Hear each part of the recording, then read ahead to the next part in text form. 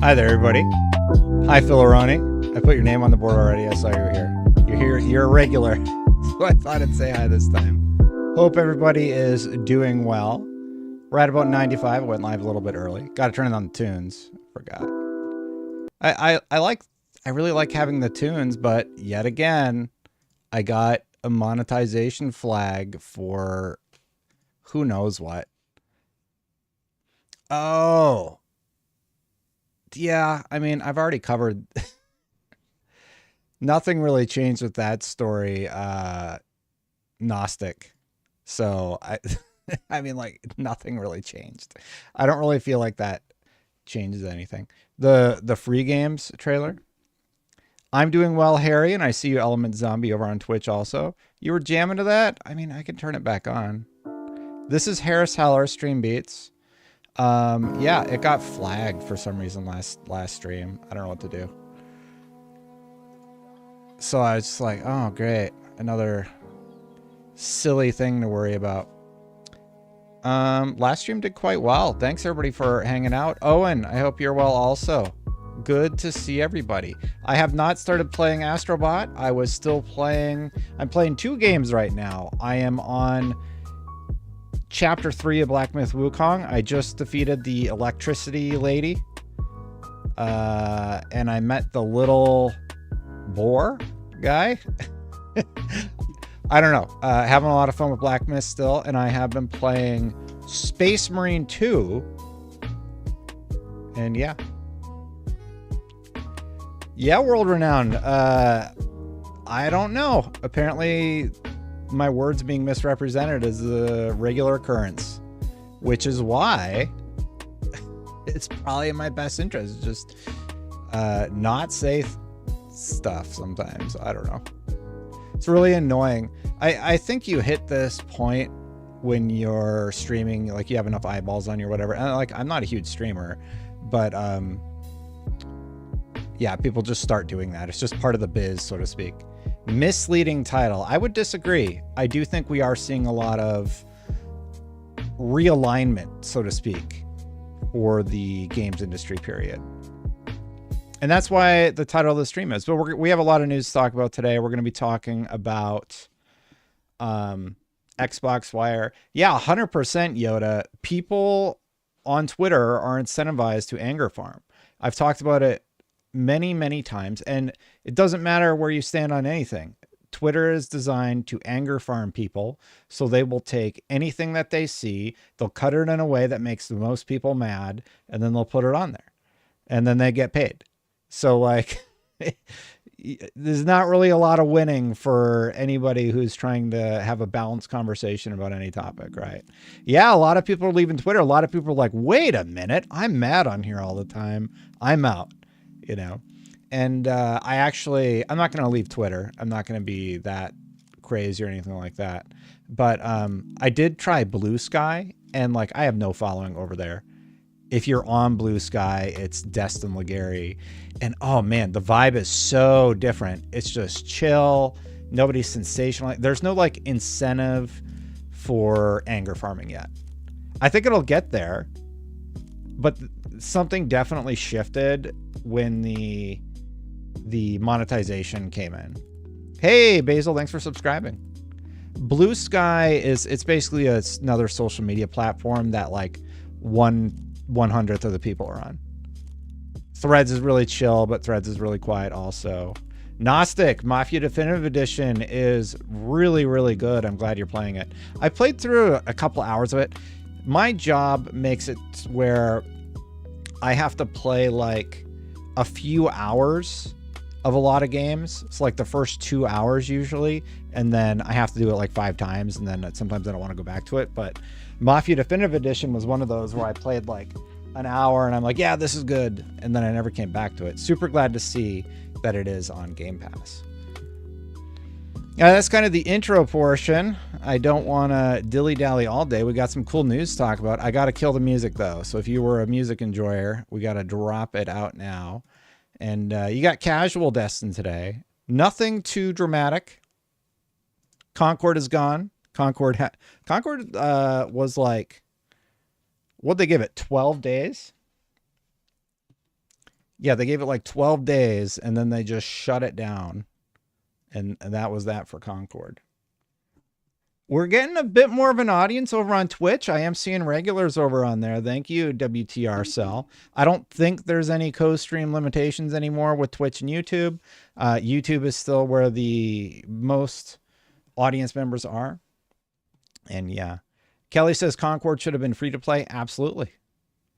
Of course it should have been. I think it would have had a chance if it were free to play. Element Zombie says that sucks. I really liked it. Concord was good. I don't know that I totally agree with that, but I'm glad you liked it, right? Like if you were one of the people having a good time with Concord, that's fine. The problem is it just didn't appeal to the mass market. And I think a lot of people put that at the feet of just uninteresting writing and characters that are like visually uninteresting, for the nicest way I could possibly put it, right? I do agree that the shooting felt pretty good. Movement felt slow. So it's sort of all over the board. I am glad to hear Element Zero liked it though. Just for Kicks with $2. Bam, your opinion matters. Thanks for all you do. I really do appreciate that, Just for Kicks. Apparently some people out there want to misconstrue my words, and that is unfortunate. It's really, really unfortunate that people want to do that, as somebody pointed out earlier in chat. Thank you so much, Just for Kicks. You get on the board. Just for boom. Yeah, and that sort of stuff, it's when it's on Twitter and it's people you don't know, it's fine. But when it's somebody you know, that hurts. It's just like, oh, okay. Anyway, let's move on from that, because Xbox has some news going on right now. Amma, good to see you. That is the internet, Destin. They don't matter. You would think. Anyway, Asian games in the spotlight. I have this weird issue where my second monitor, it just straight up turns off. I think the graphic card is dying. Anyway, Asian games in the spotlight. The Xbox broadcast returns to TGS 2024. We're going to get to the headline of the stream, but I wanted to cover off on the Xbox and PlayStation news about TGS because it took a few days off and we missed a lot of important stuff. So Xbox is coming back to TGS. Here's what they say in the blog post. I haven't read this yet. The Xbox Tokyo Game Show 2024 broadcast returns on Thursday, September 26th. We warmly welcome players around the world to tune in as we share content from Xbox Game Studios, Activision, Blizzard Entertainment, and Bethesda. We'll also showcase an exciting lineup of games from third-party partners primarily based in Japan and across Asia, including games coming to Xbox Game Pass. This year's broadcast will be available on Tokyo Game Show's official YouTube channel. They have a YouTube? Let's check that out. Oh, yeah, look at that. So Xbox is going to be here, and a month ago, can anybody read Japanese? I cannot read Japanese. What does this, what's this say? TGS 2024 something something. Anyway.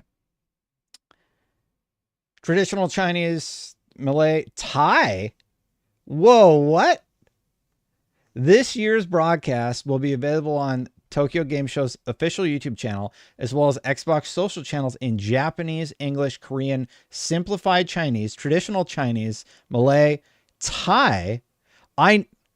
So my wife's Thai, right? I never see the option for the Thai language translation. So I'm actually kind of surprised to see that Thai is available as an option. Yeah, Swati Cup. That's right, Wood Pit.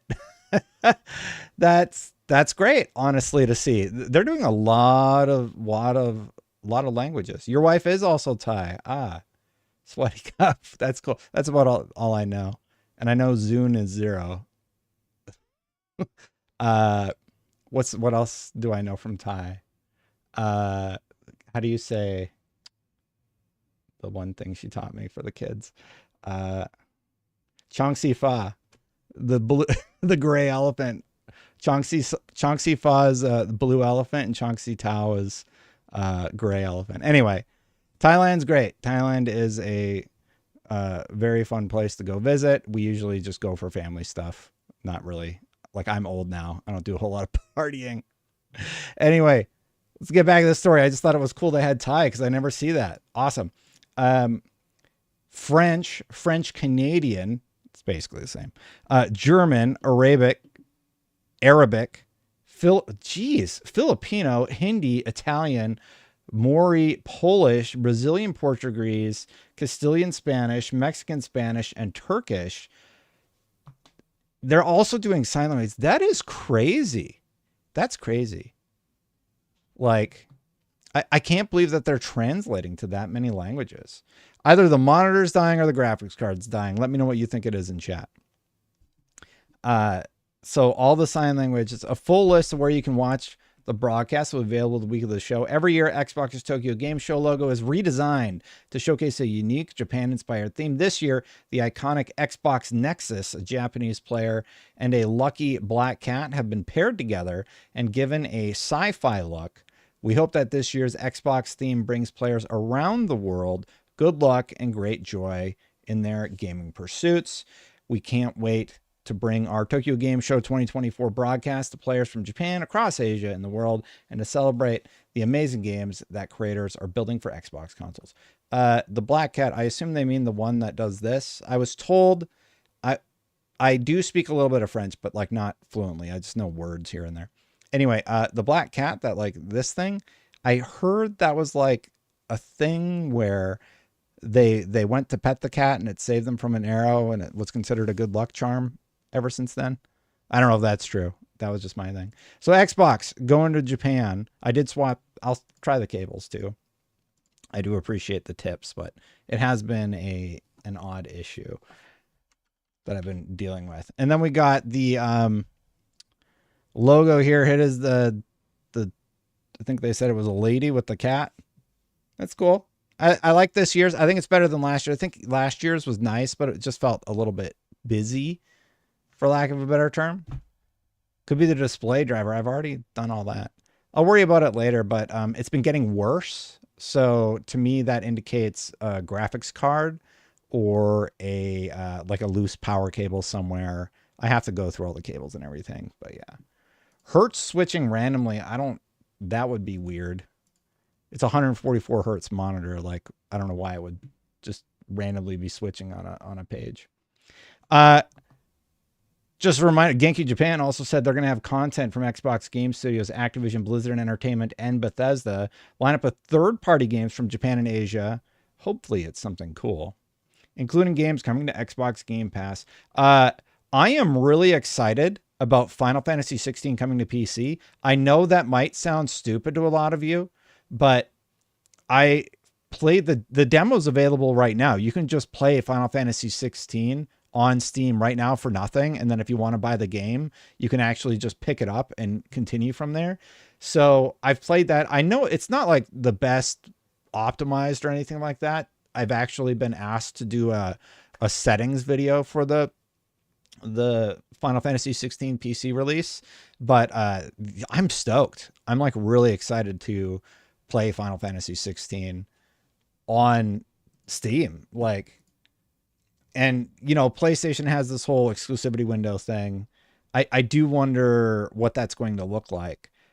The big question, you know what, let's hop over to, we were going to talk about the PlayStation 5, but I guess we should, I made the whole video about like what happened with Concord, right? But I do wonder if Concord being shut down this quickly after launch is going to make them reconsider their strategy in terms of what they're doing. Yeah, Square has also said, like, we're going to start putting games on Xbox. I do wonder if by third parties, they mean like Square is going to be like, here's full slate. Like, we're bringing everything over to Xbox finally after all these years. And we're done with that nonsense. Square Enix hasn't been doing great. Like, they've had a lot of issues with the issue, honestly, is their expectations for what games are going to sell versus what actually happens with their products. But yeah. It's a little crazy. I'm going to pause just for a second, and I just got to ask you all something random. I've been really thinking about changing the layout of my office a lot lately. Do you guys like my set? I know that's sort of a weird question. Do y'all like my set? I know that's sort of a weird question, but I'm starting to be like, is the logo kind of pretentious? Or is that like a branding thing? Like, should I just have... Like, maybe I should have them make a new logo where it's just the ship flying around or something a little bit more generic as opposed to like the spinning D. It looks like a small room. It's an office, and I just have it sort of like, it's kind of clean right now. I can actually zoom out real quick. Like, this is the whole space really. So from here forward, it's about it's on brand. It's about 2 feet. I have 2 chairs here, and they're set at like an angle. So one's like facing towards me and one's facing towards the television. So if I want to chill and game, I got the fish stuff is sort of on the top of the shelf, so you can't really see it. And then I got a lamp up here. Like, I had the guys come in and install a light switch up there so that I could plug in the backlight, which is what's it called? The hair light or the rim light. Anyway, I do kind of like it. Oh, and my plant. Somebody called this out. I moved it, but this used to be here for like set dressing and stuff like that. I think I'm going to change it a little bit. I kind of like the shelf and TV. I guess mainly, I think I think the shelf's too busy. I think like the helmet and the hammer are fine, but like the shelf below that, it just seems like I'm using it for storage. Anyway. I'm a little bit all over the place in terms of what I'm thinking about these days. I think the logo is too pretentious. I think it comes off like I'm Destin, and just a reminder, I'm Destin logo back there. Oh yeah. And another thing, we had to have like, it's called a mini split installed, because if I do not, I just leave it on. I've left it on basically since it was installed, because this room, if I turn that off for like an hour, this room is 900 degrees. The PS5 is on because I was charging something before, but you can put it in the standby. Good call out, by the way. Thank you. And thank you to just for the games for the $2 tip earlier. I do appreciate it. The pillow. Yeah, also the pillow seems a little redundant. So yeah. Yeah, I don't know. Like, the pillow is literally just there because I didn't like the chair just sort of by itself. But yeah, I thought about this set. You remember when I was doing the YouTube videos, I just thought I like had the shelf and I sort of thought about it and I landed on something I like. But now for IGN work, I have like this TV. It annoys the crap out of me because I don't have anywhere to put it. I've like shoved it behind the chairs just so it's out of the way. But every time I do that, I end up with a video where I need to test out 120 hertz or something. I'm going to get back to the show in just a second. All right. So thumbs up on the pillow. Thumbs up on the pillow, huh? And this is just a table that somebody left by the... Here's how cheap I am. This table in San Francisco, when we still lived there, was left by the side of the road by somebody. And I picked it up and now I use it for all the consoles. I have the Switch over there, the Steam Decks. I don't use the Steam Deck very much because like I work out of the house. Yeah. If I do a poll, everyone's going to say like change everything and do the hardest thing possible. People don't actually have your best interest in mind. Usually when you do a poll, they just kind of want to mess with you. So yeah. Yeah. I actually had 3 TVs at one point, but one failed. It was such a nice TV. It was another Samsung, but, it like failed or something. And I just brought it back to the IGN offices. Cause I'm like, I don't want this. Like I can't do anything with this. The light behind me on the shelf, the LEDs, the light behind you on the shelf, the one on top of the shelf for the hair. You see this, like this right here on my hair. This creates separation between me and the background. It's like 3-point lighting. It's pretty standard. So I have wait, this is my main light. And actually I bounce it off the wall because if I pointed at myself, right, that's too much. And then that's the fill light, which is behind the monitor. So what I do is I just tilt this and bounce it off the wall. Anyway, I see people who do this much better than me. And all right, spoiler warning, I'm wearing shorts. So be right back in 2 seconds. This is actually sort of like what I was going for when I started it. But as you can see, it's a little like, I'll just turn up the f-stop real quick. It's a little bit too much. Like it seems, I don't know. So yeah, it's like too moody, right? So I don't know. I could use this. Actually, this doesn't look that bad. I turned the frame rate on the shutter to 1/30th on the camera. I don't know about that. You like this? All right, we'll do this for this episode, everybody. All right. All right, everybody. So it's time to get really serious for a second and bring the mood down. We have an important update about Concord. Concord, no longer in service. This is very important, everybody. What is going on? This is written by Ryan Ellis. And he says, Concord fans, we've been listening closely to your feedback since the launch of Concord on PlayStation 5 and PC.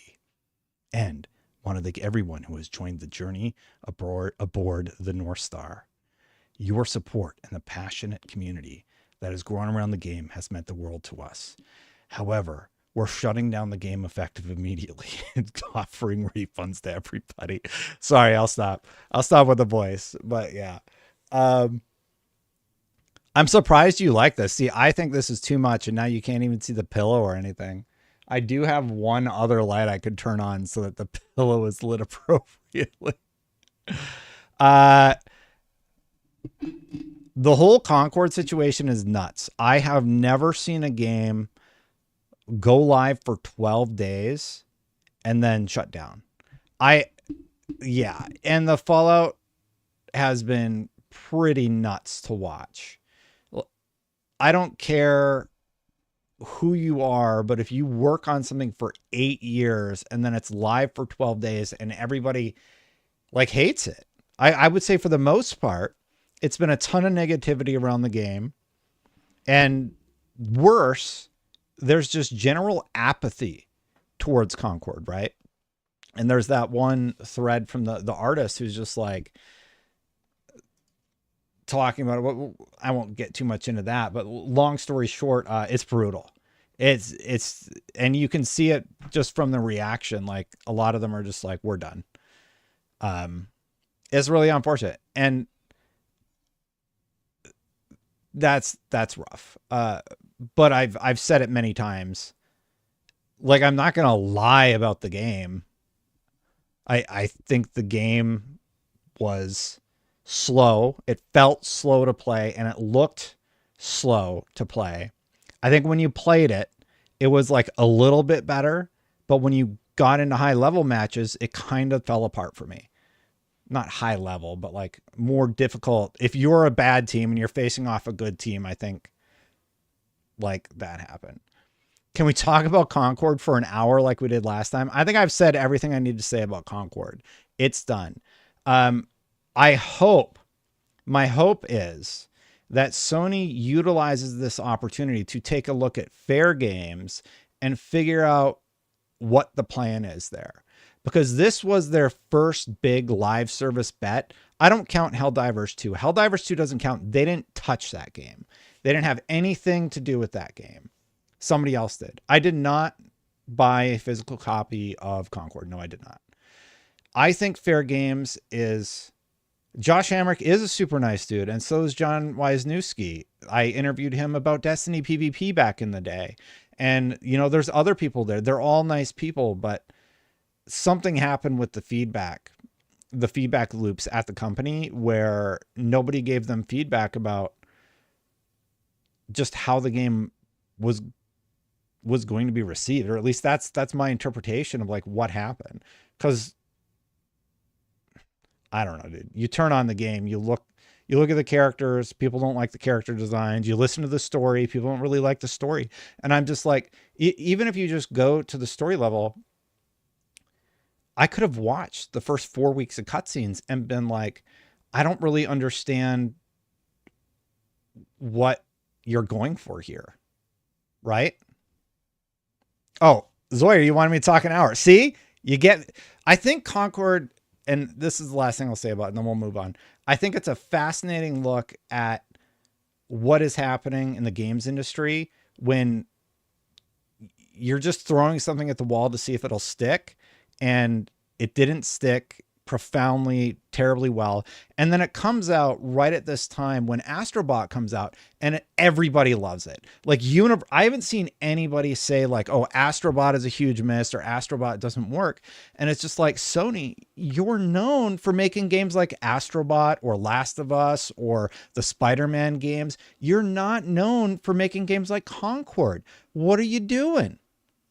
Nintendo, like, has a lane, right? Their lane is Zelda, it's Metroid, it's Pikmin, it's these like industry defining games that are amazing. And PlayStation is just like, well, we need new IP. And they're talking about, or Sony generally had that quote out last week where they're like, we need new IP, we need new things like that. And I'm like, guys, like you have lots of wells that you could dip into and you just don't. You just don't. You have Killzone that you could do so much with. And people want that so bad that there's this new small indie game coming out that are like, hey, we love games like Killzone. We're not getting games like that. We're just going to make it. And I think we're going to see more of that. We're going to see more small studios say, I want a game like this, and they're going to make it because it's getting easier to make games for these smaller studios. Like Black Myth being made in China and everything. I don't know what their development process was like. We're going to read an article about that in a second. But they started as a very small team. It was like a team of 14. They scaled up to 140, and they made Black Myth in like 5-6 years. So China, who is, I don't want to say anything about make any assumptions about the working conditions at the Black Myth Wukong studio, but they put that game out in like 6 years. And Concord took 8 years, right? So there's going to be an interesting competition at play here where China is just going to get in on this as much as they can. And America, I'm a little worried about how their pipelines are set up right now. And that's why I said in the Black Myth video, I'm like, you got to get it together. Your marketing budgets are out of control. And there's just this fundamental mismatch between what people want and what is being put out there, usually from the Western market. Dean Files, yeah, I do think China is going to come into the industry in a big way. Yeah, Marvel Rivals is like NetEase got the Marvel IP, NetEase, and they made Marvel Rivals. And the art style's weird or like not super for me, but I think Marvel Rivals is going to be a gigantic hit. It's going to be huge. And Marvel Rivals is fun to play though. So they're going to have like a competitive market. There's going to be all sorts of really, really interesting stuff coming on the market. And that sort of leaves the West in a bit of a spot.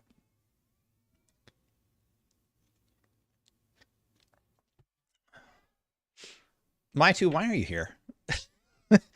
My2 shows up every stream to say how much he hates me, chat. So thanks for stopping by again, My2. Everybody say hi to my how do you say his name?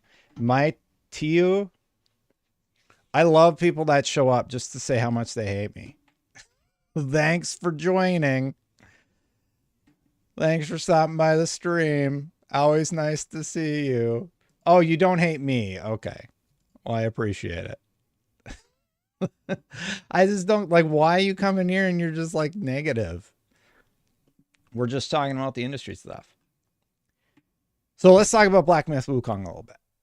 Okay? Because there's this great report at Bloomberg. I have been following the heck out of Daniel Ahmad because Daniel Ahmad, I believe he's based in China. I have one of his quotes up here. Is it Nico Partners? Oh, he's from London, England. But anyway, he's been talking a lot about the Chinese market, and he was quoted in this Bloomberg piece. I appreciate the hell out of you guys, especially those of you who are here for the background light. Everybody actually likes it. This is how the room was set up when I said it. These are called, I can't remember what kind of lights they are, but they're specifically set lower. Like I have a limiter on them so they're not as bright. And there's a name for the type of lights they are. They actually look kind of too bright right now. They should be probably less.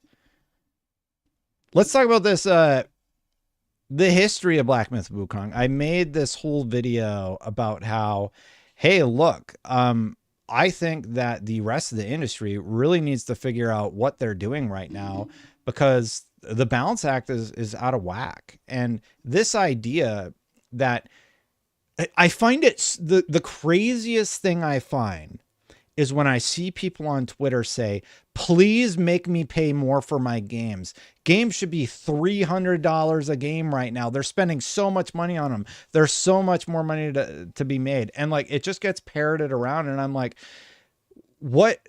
Like, you don't have Walmart taking a cut anymore. You don't have anybody taking a cut, maybe Steam, but you all have your own digital storefronts. You have to press like generate new key. There's no aspect where you need to worry about packaging and shipping. So like your profit margins are also higher at the same point.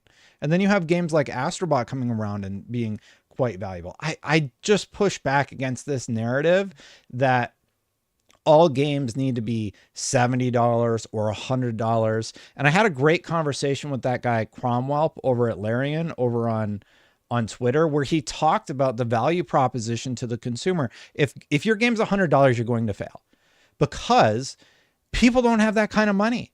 Like there's something that happens in our brains as humans where we're just like, we're not going to pay that. And you're also going into a market where there's an eyeball saturation. Like it's not like we're going to get another 100 million people suddenly playing games next year. Like, we're not going to have another COVID situation. The gamers out there, they're kind of going to go towards their tastes. So you have a large portion of gamers, they're playing Bejeweled, they're playing Fortnite, they're playing Madden, they're playing Grand Theft Auto. Like, they're going to have their Grand Theft Autos and everything like that. And I do appreciate that there are going to be people that try new things every once in a while. But when you try new things and it's a $200 million bet, it's just crazy. Something's just out of whack. It just doesn't work. I have not seen the breakdown by Pirate Software about how things are going. I do not agree that games should be $100. I think $70 is about as far as you can push it right now. And you are going to have to figure out a better way to make money or limit how much you're spending on the development. So, yeah. Phil, you can send it to me on Twitter. I'll check it out.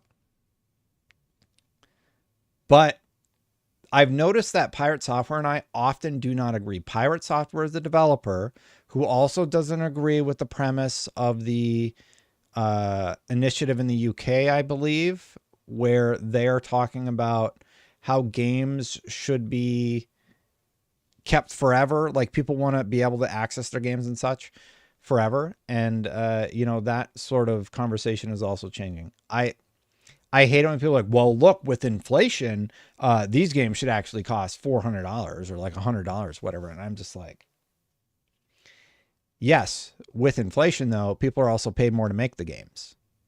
So, or like, we're paying more and there's less overhead in some ways for games, but marketing, the whole thing's out of whack. Like, more is being spent on marketing than ever before also. So I don't know. Depends on the type of game you're making, I guess. I have to dive into it a little bit more before I have like a concrete thought. But my initial thought going into it is no, games should not cost $100. It's just not going to happen. And anybody who tries that is in for a very rude awakening. It's not going to be good. Investor who risked it all on Wukong scores another sales win. So this is a great report from Bloomberg that made the rounds this week. Bloomberg, Black Myth Wukong has sold 18 million copies in 2 weeks, one of the fastest starts the global gaming industry has seen. That record pace has in turn minted millions for its earliest and biggest investor. Wukong was a leap of faith for Daniel Wu, whose little-known Hero Games is the biggest external shareholder in creator game science. His startup stuck with its partner through years of flops and contributed a large chunk of the blockbuster title's $70 million budget over 6 years of development, an unheard-of undertaking for a Chinese project. It paid off big time. The action game based on the legend of the Monkey King has outsold industry icons such as Elden Ring and Zelda, at least in its initial spurt. It can reach 30 million sales over its lifetime, augmented with an expansion to come, Wu told Bloomberg News. Yeah, if you haven't heard, Black Myth Wukong, they are about to get a big expansion. So yet again, you're going to have another reason to hop back in and play more Black Myth Wukong, even if you haven't completed it yet. I'm hoping that I can finish Black Myth Wukong by the end of September. Because I have to bounce between a lot of games, but I'm hoping that I can finish it by the end of September so that I can play whatever DLC comes out when it comes out. I really, really like the game. I truly do. Like, is it perfect? No, but I'm just having a really good time with it. It's like exactly what I wanted. I love that there's all of these unique characters that I've never heard of before. And it's like opened my eyes to the mythology of Journey to the West that I hadn't really considered before. And this is from a guy who played Enslaved Odyssey to the West. So I am curious what story is going to be told here and what is going on. Destin, what is the profit margins in creating a console? It has to be bad, my two.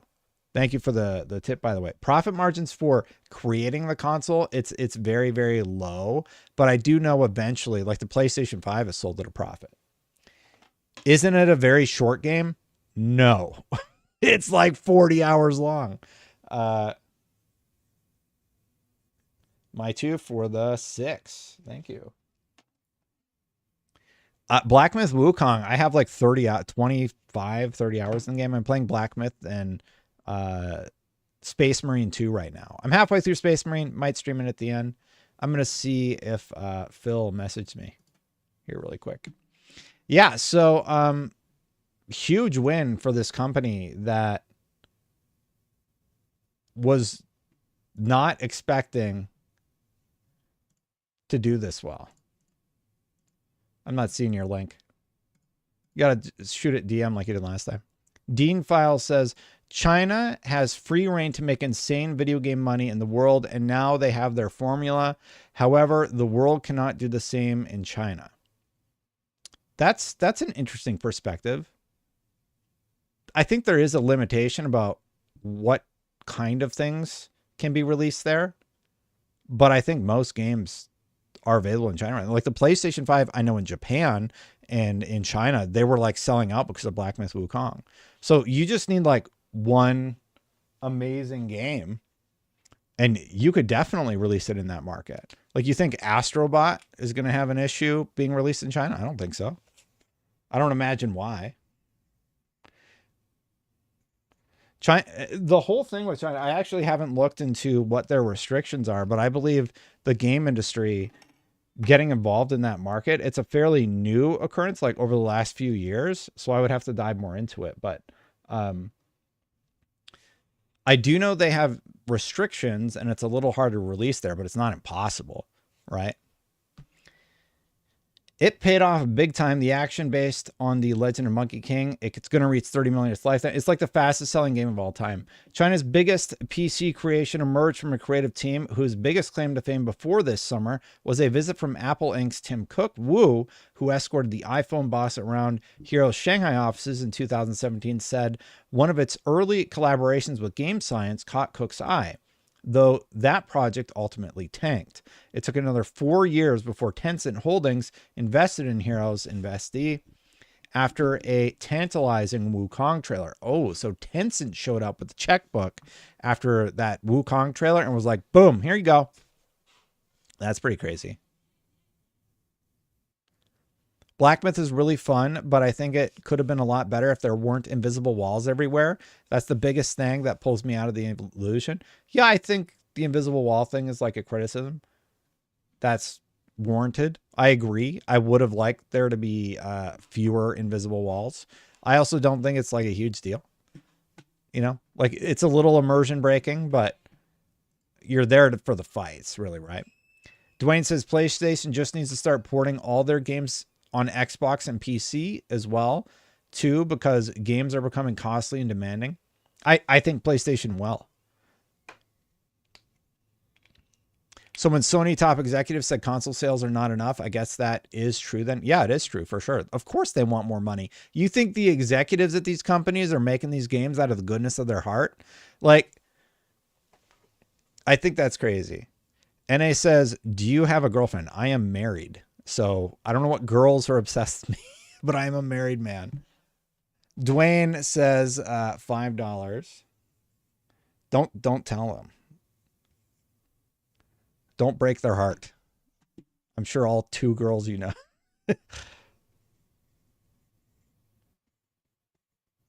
I'll let my wife know. She'll be flattered. My 2 with another 5, 6. Thank you, my 2. Yeah, so my 2 talked about so when Sony's top executives said console sales are not enough, I guess that is true then. Yeah, of course they want more money. And PlayStation just needs to start porting all their games. I think they're going to because they need money, right? Yeah. Tell the ladies I'm taken. Sorry, ladies. It's the lighting. It's bringing all the girls to chat. Okay, all right. I think the guy was joking anyway. Anyway, what's going on?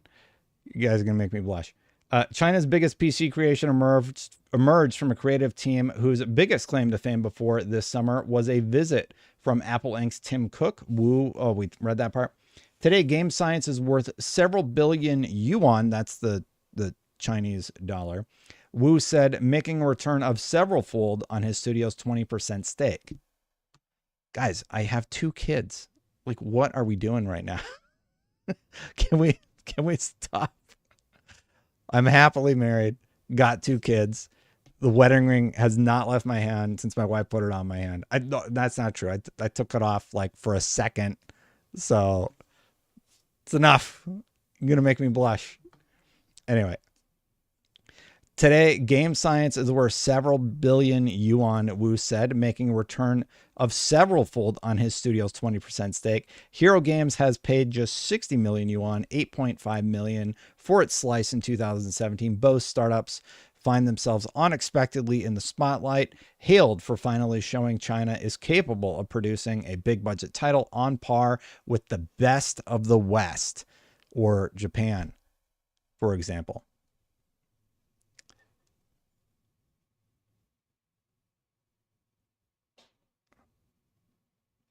I think that's a little bit crazy. Best of the West. Who are they competing with in West? Like the first thing that pops into my mind would be From Software, right? So From Software would be the first game that pops into my mind. There's nothing else really that I can think of. Naughty Dog? I don't know. I just think it was a really solid game. China is largely the demo that seems to be interested in it. And while actually even in Japan, the PlayStation 5s were selling out too. Here, Black Myth Wukong was so successful that PlayStation 5 sold out in Japan, so more people were buying Xboxes. That's nuts. They're not Western. I'm just trying to think of anybody they would compete with. I realize From Software is in Japan. I've been to their offices, not the humble brag or anything like that, but I have been to the FromSoft, and yeah. Yeah, Rockstar. Rockstar's, are they based out of London? No, they're New York or something. Anyway. And then there's, yeah, CDPR. They're Poland. We'll see what happens. Let's continue on the story. We're several billion yuan, making a return several fold on his studio's 20% stake. Hero Games has paid just 60 million yuan for its slice. If you want to hear the truth, Game Science's success today is built upon its 4 failures in a row, the 36-year-old Wu said as soon as my monitor turns back on. In an exclusive interview from his Beijing office, Wukong proves not only that we have top-notch game-making capabilities, but also we can tell a good story with Chinese elements.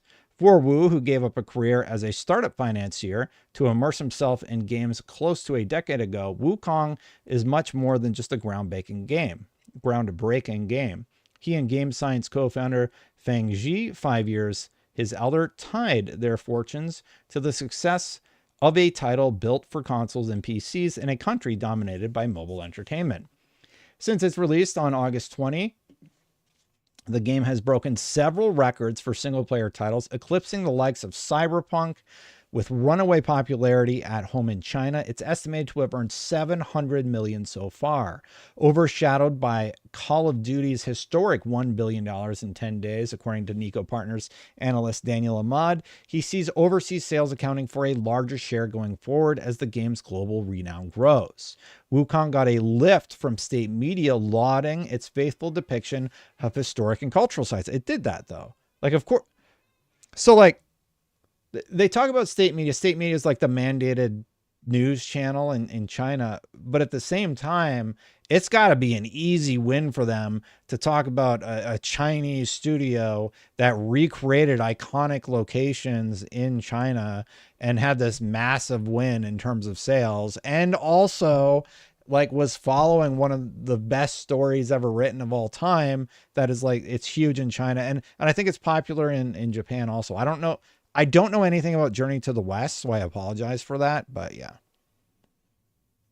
We're going to talk about the consoles. Do you want to, we'll get to that in a second. Let's finish this story first. Sorry. We are drowning two rats. Wu, whose company is still not profitable, said of himself in Fing. Neither of us was afraid of failure, and we already knew his next step. The only thing is that he needed me to place even bigger bets. Game Science had struck out with its 3 prior efforts, which were more modest free-to-play mobile games, chasing attention in the world's biggest game arena. One of them, Art of War Red Tides, even got prime placement on the iOS App Store after Cook's visit, but to no avail. Shouldn't that be a big message for all the bigwigs that are at these other companies? It's like, okay, what did Game Science do? They tried to jump in on the biggest trends and they fell flat on their face. What was successful? They made a really unique game with a classic story. Like, it's an archetypical story, right? That's one of the things that I said about Black Myth Wukong. It is like the original story. It has stood the test of time. People gravitate towards it. They want to hear about this and stories like this. And like, it's not the first time we've heard this story in gaming either, but we just haven't heard it in a long time. I have to imagine there's stories like that that still exist that gamers would love to see. And I really hope that the Western market can find stories like that and just sort of remember that. For me, when I play a video game, I use it like as an escape. I want to have a story that moves me in some unique way, or be either the hero or the villain of a game. Like Mass Effect is one of my favorite games of all time because I've played through Mass Effect 1 like 30 freaking times, and every single one of the little one-offs, Aries with the 10 gifted members, thank you so much. Every one of that's crazy. Just real quick, Aries, thank you so much for the 10. You stop by like every stream and do that. I really, really appreciate the heck out of you. Thank you so much. Anyway, you can play through Mass Effect so many times. You can play as a male character or a female character in the original Mass Effect, and people react. Like I did a FemShep playthrough where it was just really interesting for me because I hadn't done that before, and the slight tweaks to the interactions are very, very interesting, and it's just really, really cool. And I totally lost where I was going with that. Just a good excuse for me to talk about why I love, why I love the original Mass Effect, I guess. But, oh yeah, because they had these attempts to make money. They were like, we're going to try and make money. And instead they were like, well, let's do something totally different that nobody else is really doing right now. And they have this huge, massive success. I guess you could fall flat on your face too, though. As the sole investor and publishing partner of Game Science, Hero Games took significant losses, but Wu didn't shy away in 2018 when Feng, now his late-night League of Legends teammate, reached out for more money to craft an ambitious project they codenamed Black Myth 1.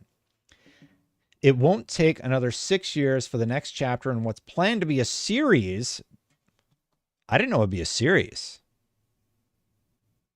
Well, we know there's DLC coming, but it's going to be a series based on Chinese mythology, though that won't be a sequel, Wu said. Game Science is working on an expansion to Wukong, which will give it a chance to monetize the game a second time. 2022's Elden Ring, a title with similar playstyle and design, has shown how the release of an expansion, this year's Shadow of Erdtree, can spur a fresh flurry of sales for the original. God, that's so smart. That is, my logo is based off of freaking Mass Effect. Like the design inspiration was Mass Effect, but it's like an R-Wing. It's more like an R-Wing. Anyway, I like space games. So that was like my personal logo was that. So anyway, that's really, really cool. I'm really excited to play more. Oh my God. And JT dropping 10 subs. You guys are going nuts today. Thank you. I got to put Aries on the board. I didn't stop put Aries. Now I got to put JT on the board. Thank you.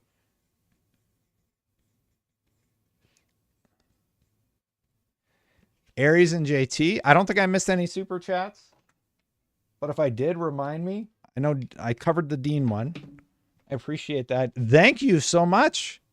Thanks, JT. Thank you, Aries. Appreciate the heck out of you both. If I fill up the board, I just start writing over the names. I don't know what to do at some point. Sir Riffsalot is now a member. Thank you so much. You be great on Colin Moriarty's podcast. You guys go way back. I could ask him sometime. I like Colin. Colin just had his show like very close to where I live, actually. He was just south of here. Yeah, and it's like, what did I say in the Black Myth video? Great story, good gameplay. Can't remember what the third one was. But, I mean, those two things go a long way. Like, tight gameplay, good story. Those are the two things that sell me a lot. Oh, interesting characters.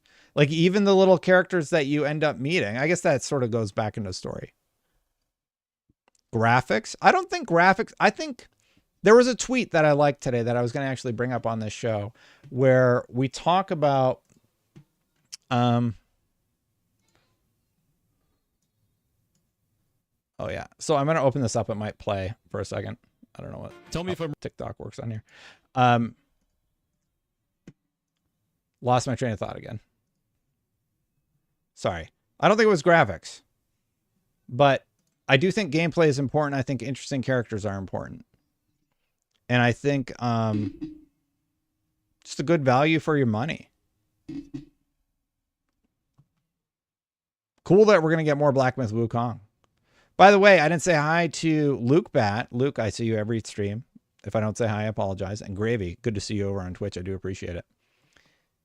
Graphics don't necessarily... Oh, yes, I was going to talk about the whole graphics thing. I think we're at a point where graphics don't matter anymore.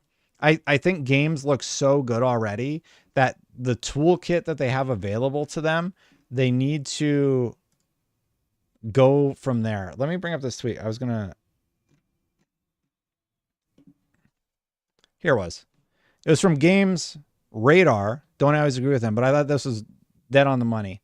Dragon Age the Veil God creative director thinks there'll come a point in the games industry where we can't make graphics better, so the focus will be on giving players freedom instead. To me, that's the most interesting challenge, John Epler says.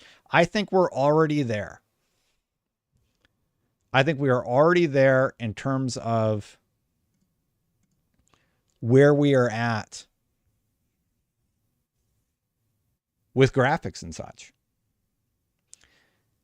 I don't think we need better graphics. Like 1440 high frame rate is basically where the consoles need to be. I think that PC can always push it as much as they want. It is important, but like, what's the next, like, what are they going to do visually from here? You want native 4K at 60? Like, that's the only place that they can really go. So I think Wukong looks absolutely fantastic. I think the technology has caught up to it. And I think we're kind of at that point already where, well, okay, graphics are as good as they need to be right now. We need to get back to a focus on gameplay. Let me rephrase, Darren. I think we are already there in terms of graphical capability. We don't need to push the envelope much further. We need to get back to a focus on gameplay. I think gameplay has suffered at the hand of this unrealistic desire for native 4K at 60 frames per second. Like it's written, 8K is written on the Xbox and the PlayStation box. That's absolutely insane. Graphic wise, look at what Black Myth Wukong is able to do with Unreal Engine 5. Look, even the old Batman games look absolutely phenomenal. Varsha Iyer just became a $9.99 supporter. Thank you, Varsha. I really appreciate it.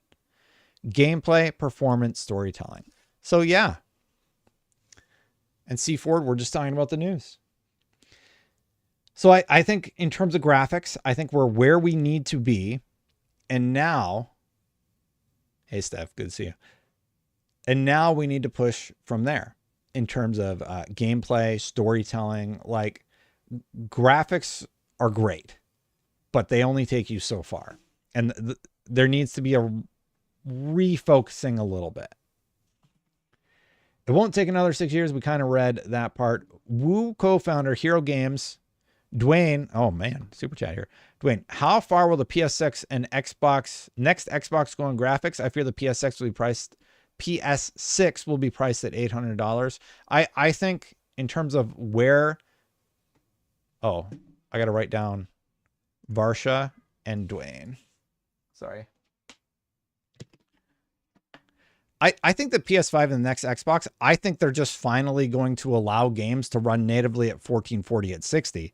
I think that's going to be the next thing. Like 60 FPS has to be the floor. All this 30 FPS stuff, no, I'm sorry. You don't get a pass on that. Like, it's absolute nonsense.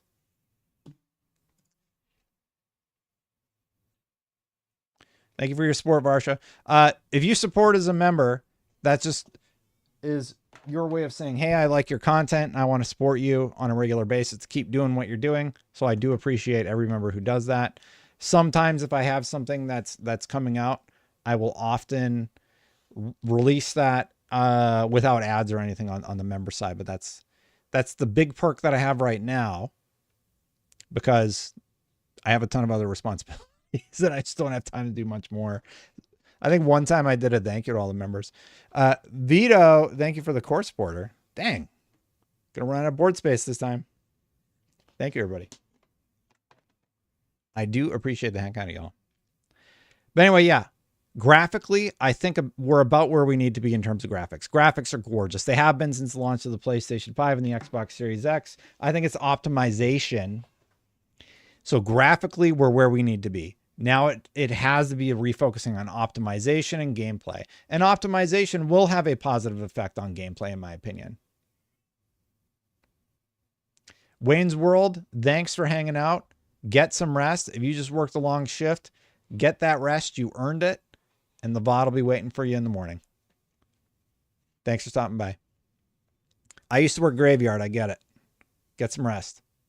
I put in... I think the longest day I ever put in was like a 16-hour day. That was a bit much. That was when I worked in a warehouse. But yeah, I think they're going to focus on optimization. So I think you're going to see the graphics be pushed.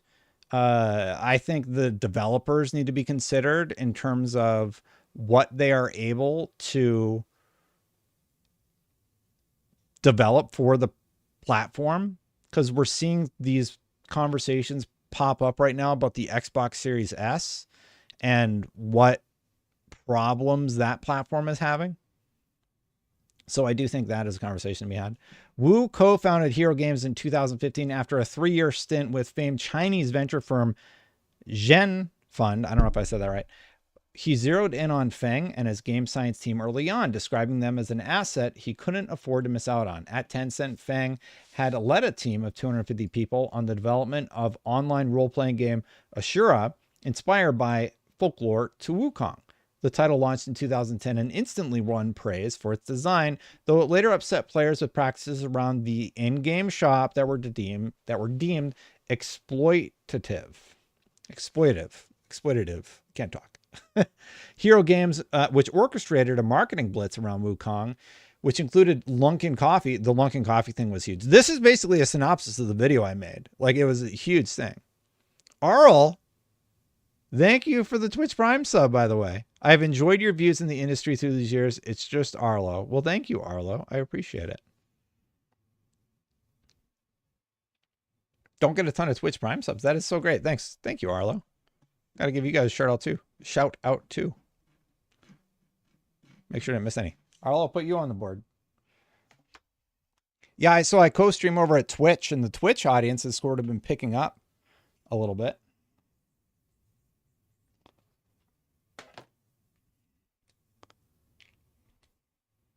Got to remember to give them a shout out too for the Twitch subs. I used to stream a whole lot on Twitch. I streamed like Mass Effect 1, and when I got my Xbox One X way back in the day, I remember I did the unboxing of that. That was fun. But anyway, let's finish this Black Myth story. Hero Games, which orchestrated a marketing blitz among Wukong, the coffee thing, which I talked about was huge, also drew criticism outside of China for its guidance to streamers playing Wukong not to discuss feminist propaganda, politics, or COVID-19. Wu declined to comment on the matter. I do appreciate them asking about that question. The 2,000-person Hero Games team, even with that huge winning bet in its portfolio, isn't making a profit. Wu's company is on a years-long transition from publisher to developer, and it's facing the same challenges that Game Science ran into when trying to score a mobile hit. Until it breaks through, Wu's message to staff this year will be to learn to embrace the death of your project. What?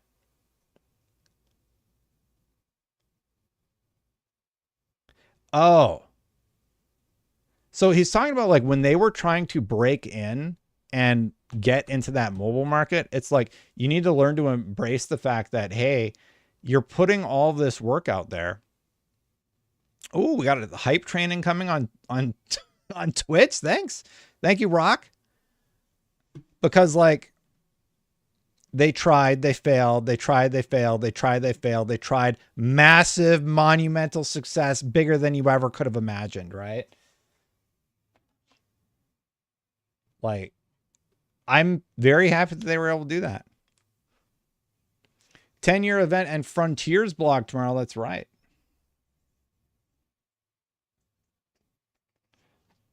I can't believe that the Rock's right bicep subscribed. Maybe his left one will subscribe sometime or over on Twitch. Thank you so much, Rock.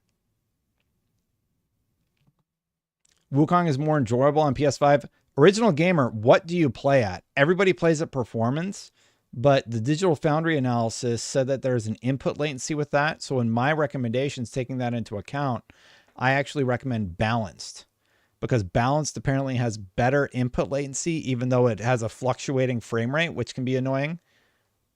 I would be curious to hear your impression of that. Yeah, so like it's basically lock 60 if you play at performance, but it's not real 60, it's frame gen 60. Quality, okay, well, yeah, quality is probably fine also. I consider input latency a lot with video games because I was a big fighting game guy. And Black Myth Wukong, I'll just say it, on PS5, it's very poorly optimized. So, yeah. Balanced in, for that particular game, it's the best of both worlds, and that's why it gets my nod. Rockwright says, I work for GameStop, and they had us toss the old display boxes for PS5 that had 8K logo on it. Most likely is something they'll promote with the Pro, if I'm guessing. I don't think 8K is going to be like, nobody is buying their console because it does 8K. I think they're just going to drop it. Yeah. This is interesting. I got a poll for YouTube. What mode do you play in? Performance? No, wait, not Q&A. Start a poll. What mode do you play in?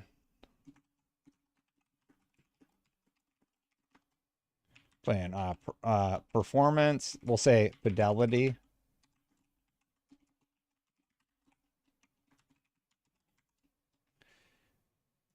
Or performance. Okay, so what mode do you play games in? Fidelity or quality? That's usually 30 FPS. We'll say estimate 30 FPS. Balanced, usually lower 45 to 60 FPS. And then performance is usually 60 FPS. It's like, what mode do you play your games in? And that's sort of my question. And if you're on PC, I'll just say, lol, I'm on PC. I play how I want. So I'm curious, which do you play as? Because, yeah, on PC, you can kind of do whatever you want. But if you're on console, I would sort of be curious to hear where you end up landing. If you're a PC gamer, lots of PC gamers in chat. I do appreciate the heck out of that. We're getting a lot of votes for fidelity. Late, but I made it. Thank you for your time. Well, thank you, Andy. I appreciate you just stopping by to say hello.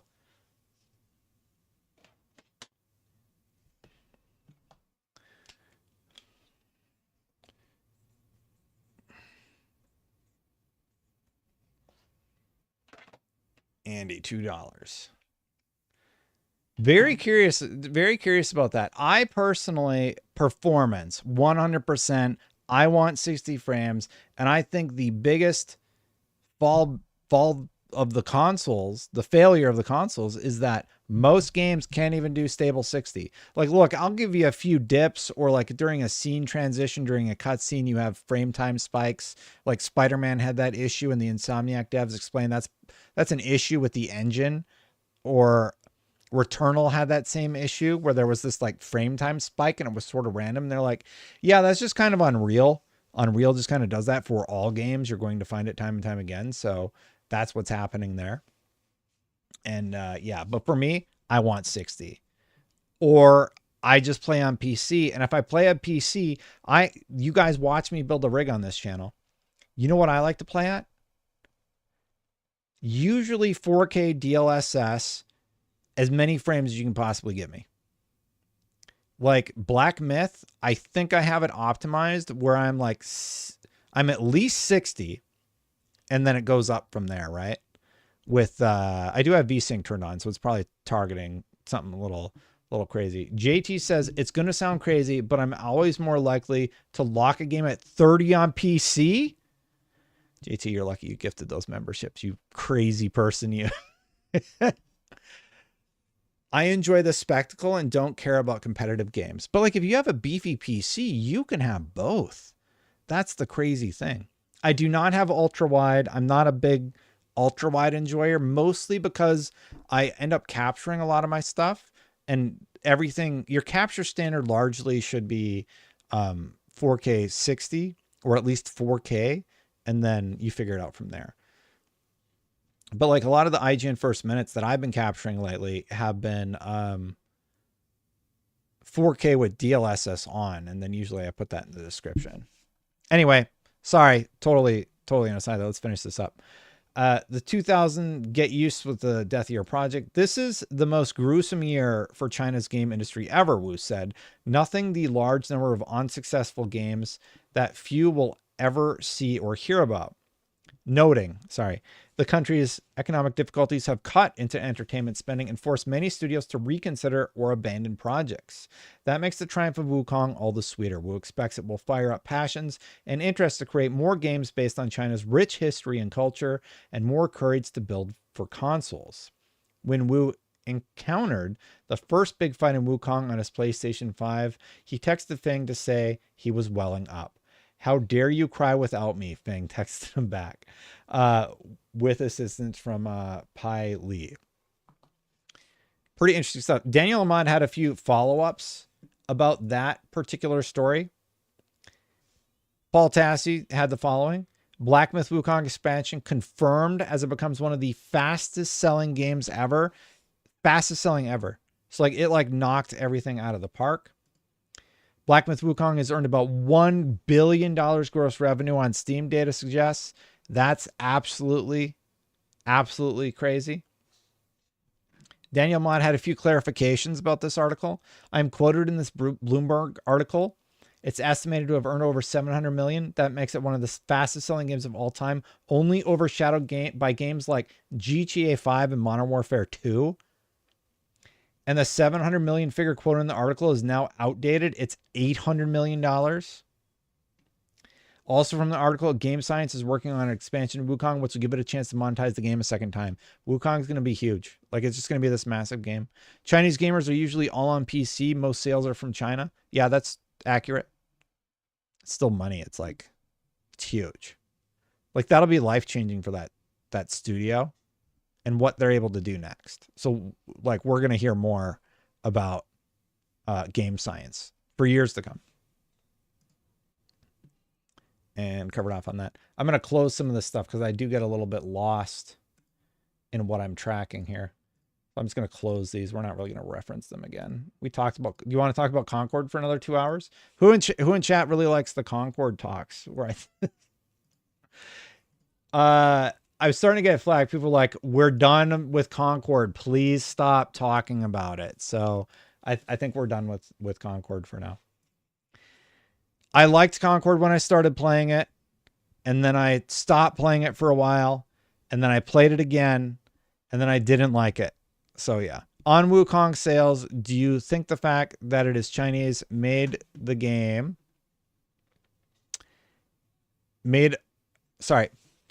Made a game that taps into the Chinese market, makes a difference in rapid sales. Well, buoys, I do think that is true. I do also think that something like God of War Ragnarok that dives into unknown mythology, it's always interesting when a video game does that, right? It's like, well, where are they going to go with these characters? And what are they going to, like, what's their interpretation going to be of this classic story? God of War, I love God of War Ragnarok.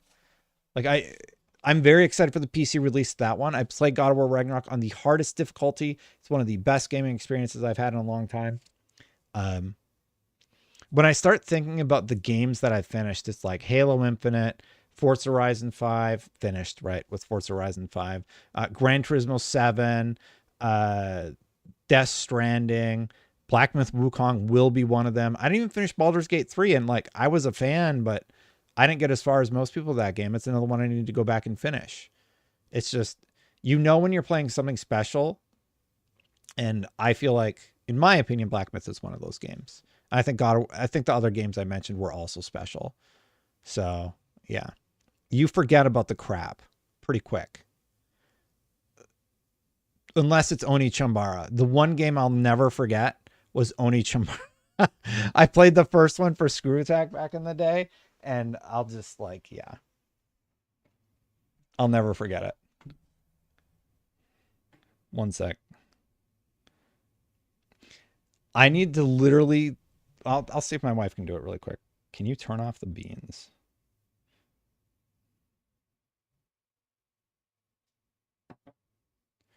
I've been, as I've talked about on chat, I've been dieting and, you know, making them gains. Here's my not muscle. If you want to see how the progress has been going, it's not. And I'm cooking, you have to cook pinto beans for like ever, basically, for like 3 hours, and I need to turn off the stove. Anyway, where was I with this? There's like something what is the sweet spot with a video game? Is it 1 hour? Is it 300 hours? I'm of the mind that I am totally fine with a shorter game that is more focused on a good gameplay experience. So Derek Strickland had this tweet where basically he said, publishers trying to sell 15-hour games for $70 are likely in for a shock. That's not going to work very well in the long run and will push consumers toward value subscriptions, which will in turn become more expensive and free-to-play forever games that never end. Right now, there's too much commentary about what the industry should do. The reality is that there is no easy answer. You can just lower the value of a product while retaining a premium price. Publishers routinely say that gaming is the best value for money hobby. Wherever the trends may go, profit maximization will follow. There's no escape from it. But no, I don't think we'll see games raise prices anytime soon. I agree with that. Absolutely. I don't think GTA 6 will be $80, for example. Raising MSRP isn't the answer. There's no real easy answer here. Apologies for the typos. Doing this from a phone is a pain. You need to stop betting on just absolutely stupid stuff. Like, stop trend chasing. Don't make Rocksteady make Suicide Squad. Like, what are you doing? Let's take a game about the Suicide Squad, movies that did okay at the box office. Like, they weren't Deadpool and Wolverine. I don't know what I mispronounced, but I do that a lot. That's the frustrating thing. I get really upset when I see AAA studios make mistakes because they know what gamers want. You would think. You know what I want? I want another God of War. I don't want God of War to become a free-to-play multiplayer shooter with skin upcharges, right? It's like, it's not that they want money. They want all of the money, right? And that's really, really frustrating. So when you see them make a bet, like the Concord bet just makes me mad because I do think that there's a lot of talent at that studio. And like, come on, like we all see the writing on the wall. It's not going to be good for the Concord devs because they were chasing the live service dragon. And like, there's just so many things to look at, like what went wrong there. And like with Rocksteady, one of my favorite studios ever made. What did they put out? They put out Suicide Squad. Where are the executives telling them to rein it in or just be like, hey, I don't particularly like that we murder all the heroes. Everyone's like, oh, it's called Suicide Squad. Why are you being so about killing the heroes? It's like, look, I don't know what little kid out there is going to be like, I really want to play Suicide Squad so that I can kill the good guys. It's stupid. It's just such a stupid premise. And there's other examples like that. Those are just the two off the top of my head. And I do worry about Fair Games because like that's Jade Raymond's studio at PlayStation. When you see a studio like Naughty Dog say, nope, we're up. That's honestly good leadership. Good freaking call. Who agrees with me that Naughty Dog getting the F out of the live service genre being a good leader? I think it was the right call, personally. Agreed, Alma. I think that was good leadership on Naughty Dog's part, and it was the right call because like that's all they were going to do for the rest of their careers. And they have like, I'm sure they want to make other video games that they're good at. Why in the world would you want to like make a new thing? Have somebody else do factions. You realize as you get older that you have a finite amount of time, not only on planet Earth, but just with your life. And do you want to use that time to work on a live service game for the next 10 years? Like who's still there? Druckmann's still there, right? He's the main one. Cause I know the other guy left. Who's the lead? Who runs Naughty Dog now? Who runs? Neil Druckmann, right? Am I crazy? Is it Druckmann? Bars? I don't know what Bars is. He is the studio head. Yeah, so it's still Druckmann. I know like there were a lot of departures from Naughty Dog right there. Yeah, Amy Hennig is another one who's like, can somebody actually release one of her games, please? Like, that one's nuts. So here was my rebuttal to what Derek Strickland said, though, just real quick. I think we've gotten really used to a bunch of pointless nonsense added to our games in an effort to add value and have forgotten that a 15-hour game can be superb. Imagine not needing to get 57 acorns before proceeding to the next mission. Like, there's this habit that game designers have run into. It's like every game needs to be wow. You need to do a bunch of busy work. It means you need to go like collect 15 acorns, and then you got to get the capacitor that you need to build the thing, and then you build the thing, and that unlocks another thing. It's just like, come on, I don't want to do this. I just want to go shoot aliens in the face.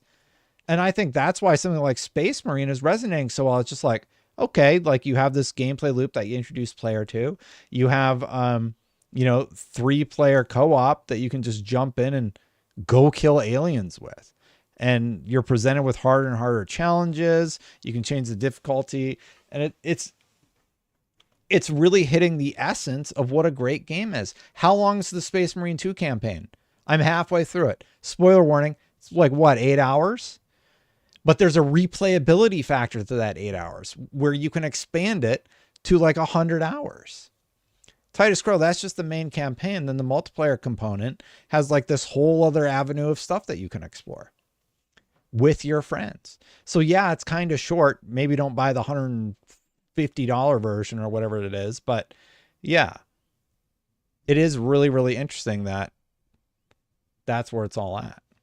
And I had a follow-up to it. The reason I think 15 to 20 hour games sounds great is because a quick Google search shows that many of my favorite games are that length. Metal Gear Solid 1, most of these are from Time to Beat. It was just, I just Google searched it and looked at what came up. Metal Gear Solid 1 was 11 to 18 hours. Mass Effect, granted, if you mainline Mass Effect, it's apparently 17 hours long.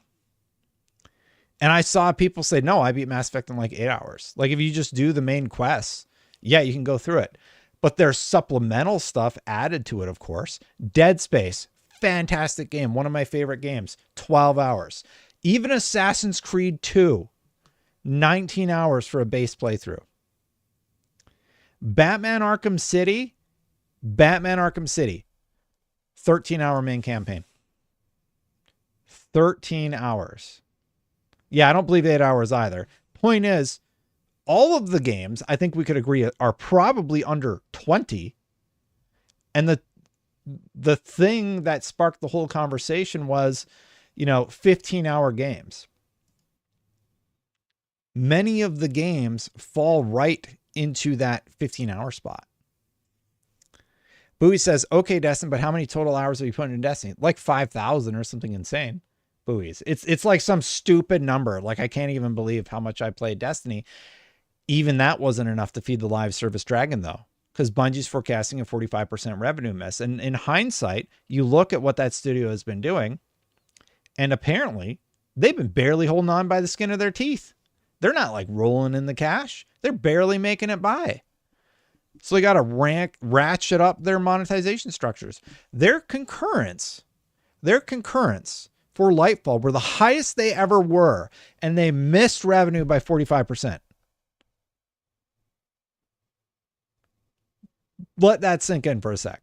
Like, look at all the money Activision threw at that IP, gave that studio, all the chances that they had. The whole time, they're just like barely getting by. According to the story we're being told anyway. Like, barely getting by. They're building like new buildings and all this crazy stuff. So yeah. Phil Aroni says, a buddy of mine that is/was a lead animator at Naughty Dog left due to the free-to-play live service game push. He was with Naughty Dog from the start. It's not what he wanted to do. Rapid and boring work. Yeah, I bet it would be. It would be not fun. It's like, hey, do you want to get on the treadmill with us? No, I can't do that. And if you're Naughty Dog, if you've been there since the beginning, you can go wherever you want, right? Thank you, Phil Aroni. And I appreciate the insight too. Like, that would not be particularly compelling to get into. If you make narrative-based games and that's your forte and that's what you love, and then you look at the Suicide Squad game, right? And the two leads of the studio, they bounce. They're like, I would rather, like, we've made all the money. We have millions and millions of dollars. We're okay. We're going to go do something else. And that's what they did. That's my take on it. I would be totally fine with 15-hour games that have replayability elements and optional side things that you could do. I am totally fine with that. I think this idea that all games need to be Assassin's Creed Valhalla, they don't. They don't. I think good base games around 15 hours are a really, really good sweet spot to hit. And then if you have side stuff or you have DLC in the future, like, honestly, bring back DLC. Oh my goodness. Make a game. If it's a major success, bring back DLC. That's my hot take. I want DLC back. Like, imagine this world. Imagine Halo Infinite comes out. You get the main campaign, and then a year later, you got a big DLC campaign that was like 4 hours long or something. That's what it was like in the 360 era. And then Elden Ring comes along. What did they do? What did Elden Ring do? Shadow of the Erdtree. It did DLC. Because it's the whole old adage, right? They don't want the money. They want all the money. So they want all the money forever.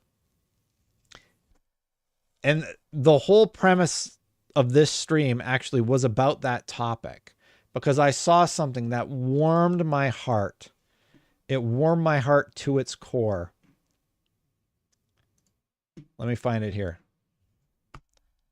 Hogwarts Legacy sequel, one of the biggest priorities for Warner Brothers Discovery, CFO says. While the gaming division is struggling after a Suicide Squad title missed, Gunnar Weidenfels stressed the unit as a strategic asset. Thank God. What world? The game made them $1 billion. $1 billion. And they were like, let's make Suicide Squad. And we want to make more games like Suicide Squad. And they said during their investor call, we're going to keep betting on games like Suicide Squad. And now they're like, yeah, we changed our mind. We're going to bet on the game that made us $1 billion. Like, thank you. Like, come on. That's why the thumbnail's Hogwarts, by the way, because it's like, oh, WB sees the light. They finally woke up. They finally woke up and saw the light. And you know what was really frustrating? I got a mountain of shit for my Suicide Squad preview. You have no idea how frustrating that was. And what was I trying to do? I was trying to warn consumers that the game wasn't that great. I was honest. I'm always honest with my previews. I'm not going to come up like Avowed is one that people are pretty lukewarm on. I played it and I had a great time. I remember Destiny. I was like, I like this, but is it going to be enough to like stay long-term? And what happened long-term, everybody? What's the player count like on Destiny? What's the overall consensus? Like, everybody calls me crazy. And I'm like, God, y'all, I'm not crazy. Like, I'm not that crazy, right? I'm not going to go out there and I'm not just going to like tout from the rooftops about how great something is. I was right about Suicide Squad. I was right about Destiny, long-term longevity, which was my concern. People were more mad. I think people were more mad because I was like, you know, I'm not sure about Prismatic, the ability in the game, like the new ability or whatever. And yeah, people didn't like that. JT, I missed your super chat. Let me read it here. I think the question is anything infinitely replayable. With live service, you're banking on yes, but does repeatable equal bland at a point? Absolutely. I think there's been a lot of success with something like, what was that recent game with the First Descendant? First Descendant did pretty well. I'm not a huge fan of First Descendant. JT with the 5. Thank you, JT. Because I play Destiny. I am a little crazy, but not for that. Thank you, Andy. But yeah, you going to watch the Bungie stream tomorrow? Yeah, I think I should. I totally forgot it was happening. I don't know when it's happening, but I'll watch it tomorrow, 100%. Yeah, 10 years Destiny. Anyway, let's read more about this WB. The industry is healing. I think we're going to hear something about fair games in the near future. Like in the next year or so. They're going to, or they've already just decided to quietly reboot that internally or whatever that is going to end up being, right? And I think we're going to see more companies like Warner Brothers wake up and smell the coffee, right? I don't think fair games is DOA. I think they just need to go back to the drawing board. I think it's supposed to be like Assassin's Creed, but it's weird. I play First Descendant a lot. I will say this, and I am going to get a little bit heat about it. I think First Descendant almost pushes the skimpiness factor a little bit too far. To the point where, like, if my wife walks in, she would be like, what are you playing? You know? So yeah, I'd be like, yeah, that's the only one where I'm just kind of like, I remember when I played it and I put the footage on IGN and I was kind of like, this, it's like just that much too far. I think that, what was that other one that was sort of controversial? Stellar Blade? Like, yeah, I guess GTA kind of does it too, right? Like they have strip clubs and stuff. They're doing it to like be risque. No, I like First Descendant. First Descendant's fine or anything like that. But like there's some skins in First Descendant where I was kind of like, all right. Like I'm a little embarrassed to be looking at this. Yeah. But I mean, I'm also not a prude, right? It's whatever. I get why it's there. Anyway, that's my hot take on the whole thing. Warner Brothers Discovery may have sold, or more accurately given away, its stake in the CW 2 years ago, but the company is trying to bring back one of the broadcast network's hallmarks, a tonnage of output for the WB-TV studio. At a Bank of America conference Wednesday, WBD, CFO Gunnar Wiedfelds Talked about the TV networks at the end of the year, and they will look for opportunities to create synergies between the studio and the channels. I just want to hear about the Harry Potter stuff. I don't care about their TV branch.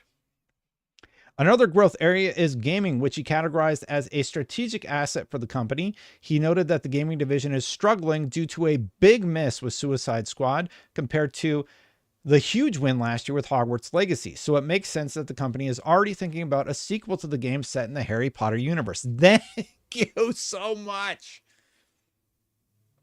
Thank you. Like, this makes me just think, like, I feel like they had a few years where they could be experimental, and now it's time to get to work. Like, okay, we need money. And I think we're going to see more of that in the near future. It is just like the film business, a hit-driven business, he said. Obviously, a successor to Hogwarts Legacy is one of the biggest priorities in a couple years down the road. And film is another area of investment. DC Studios, a key piece of that. The WBD CFO said that James Gunn and Peter Safran are revitalizing the brand. Yeah, there's a new Superman coming out. The new Batman flick is on the way. Yeah. Okay. I'm not a prude about like the First Descendant stuff or Stellar Blade stuff. It's sort of like whatever. And I obviously get that the pretty lady thing is a big draw, but there are certain costumes in those games where I would be embarrassed if somebody walked in on me playing it. That's all I'm saying. That's all I'm saying. I don't want to be like on the one hand, I get it. On the other hand, yeah, that's it. I don't even know what that is, Kahiros, but yeah. Yeah, waifu tax. That's a good way to put it. Literal wife tax, maybe.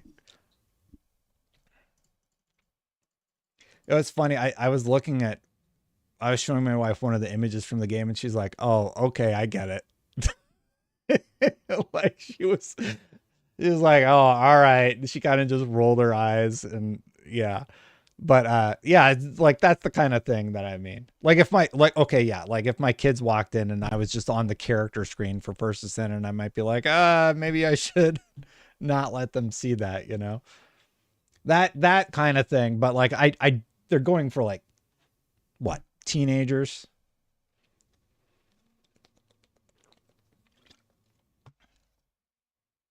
So that was my whole thing about why I think the industry is healing. And I was honestly, I got to bookmark this one.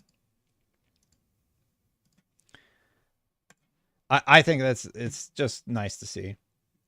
We didn't really talk about the challenges over at, is it teenagers? We'll just say maybe men who aren't married. Yeah, I don't know. There's definitely, they're going for sex appeal, right? I think that's the best way to say it. They are going for sex appeal, and it works. There's been tons of psychology studies about like, you like to look at good, nice to look at things, right? Like it's not like rocket science what's happening there. So yeah. Phil Roney says, I had a weird moment years ago when my stepmom came on to me watching X-Play. She freaked out and I had to explain what it was.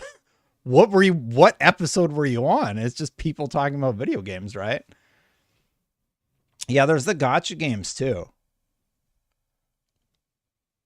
Okay, teenager was the wrong way to say it, I guess. But instead of saying it that way, just general sex appeal. Like they're clearly leaning into that aspect of it, right?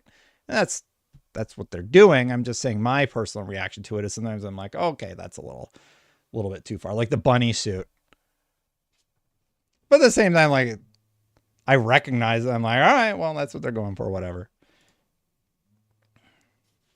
Okay, so we covered off on the length. Oh God, we didn't even talk about the PlayStation 5.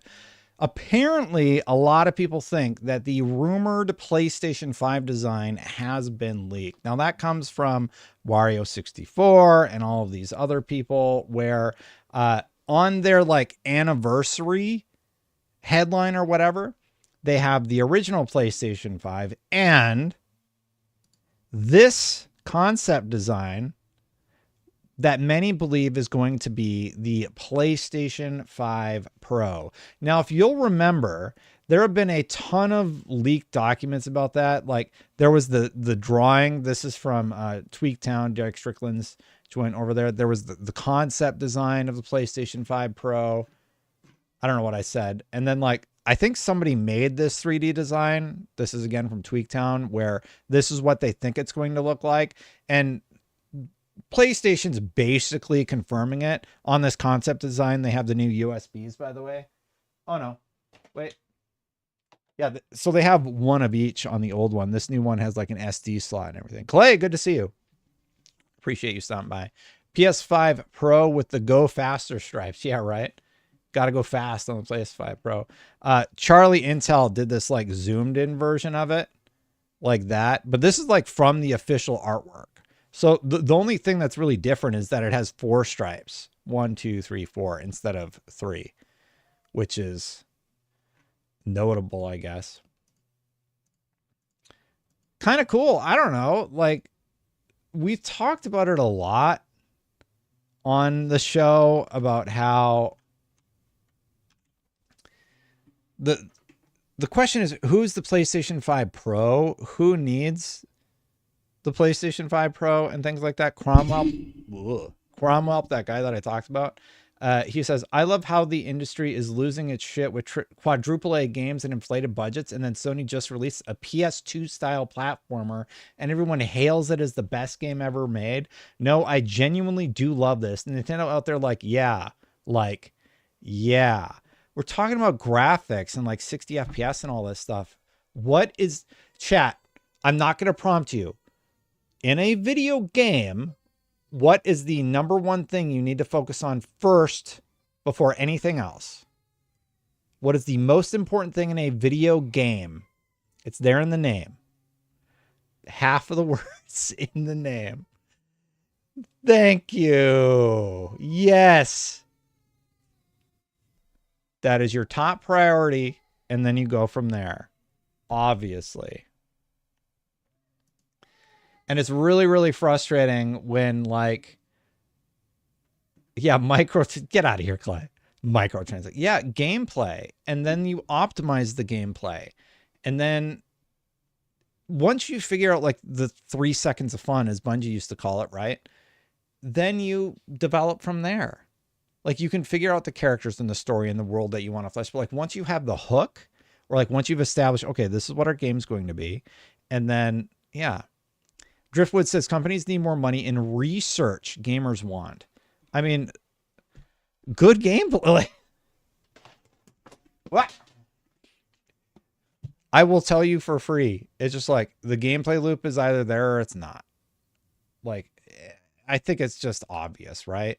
Like you can have other things. Like I think Hellblade's hook, Hellblade 2, a lot of people talk about that. The hook is not the gameplay. I'll tell you that right now. It is the visuals. And a lot of people think it's just basically a marketing piece for their motion capture studio. And I think that you're actually right.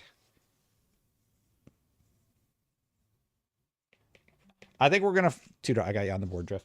I think when it comes out, we are going to discover that Hellblade 2 probably didn't sell gangbusters. They probably did well enough, but yeah.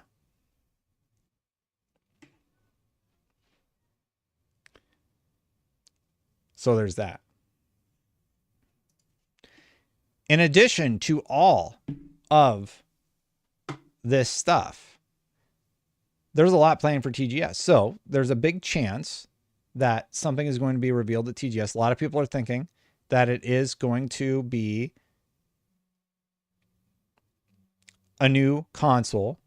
And Ken Kutaragi, known as the father of PlayStation, will be speaking at the Tokyo Game Show keynote on Thursday, September 26th. My question is, do we think Xbox will also announce a thing? We talked about that on last stream.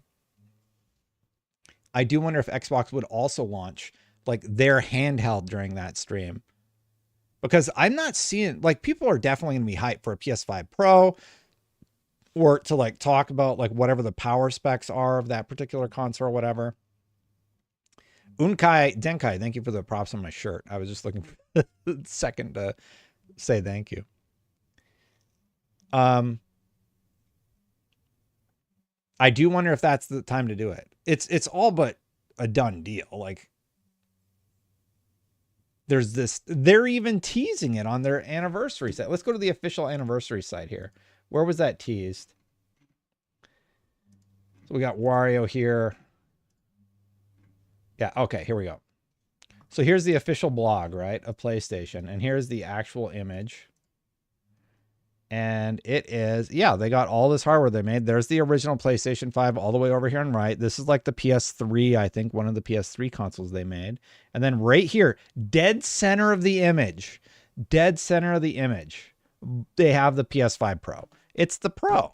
Like, yeah, they're definitely announcing it soon. And they're talking about all the great games that they've made and their partnerships and everything. So yeah, I think we got a PS5 Pro announcement at or around TGS. The question is, like, when would they do it? I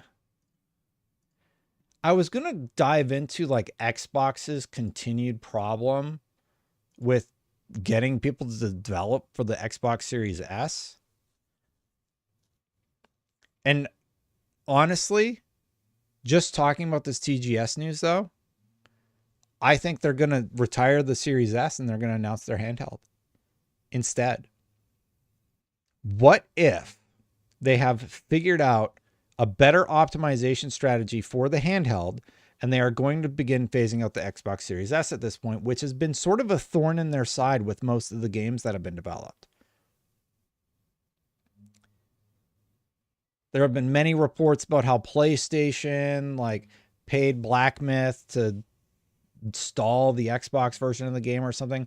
Inotria had to, like, call them out on Twitter, and then Phil Spencer stepped in. He's like, get this game on Xbox. What are you doing? The Capcom collection, like, wasn't going to come to Xbox. And then they had to, like, go back on their word and then say, okay, it's coming out on Xbox. And I think the handheld's going to come out very, very soon.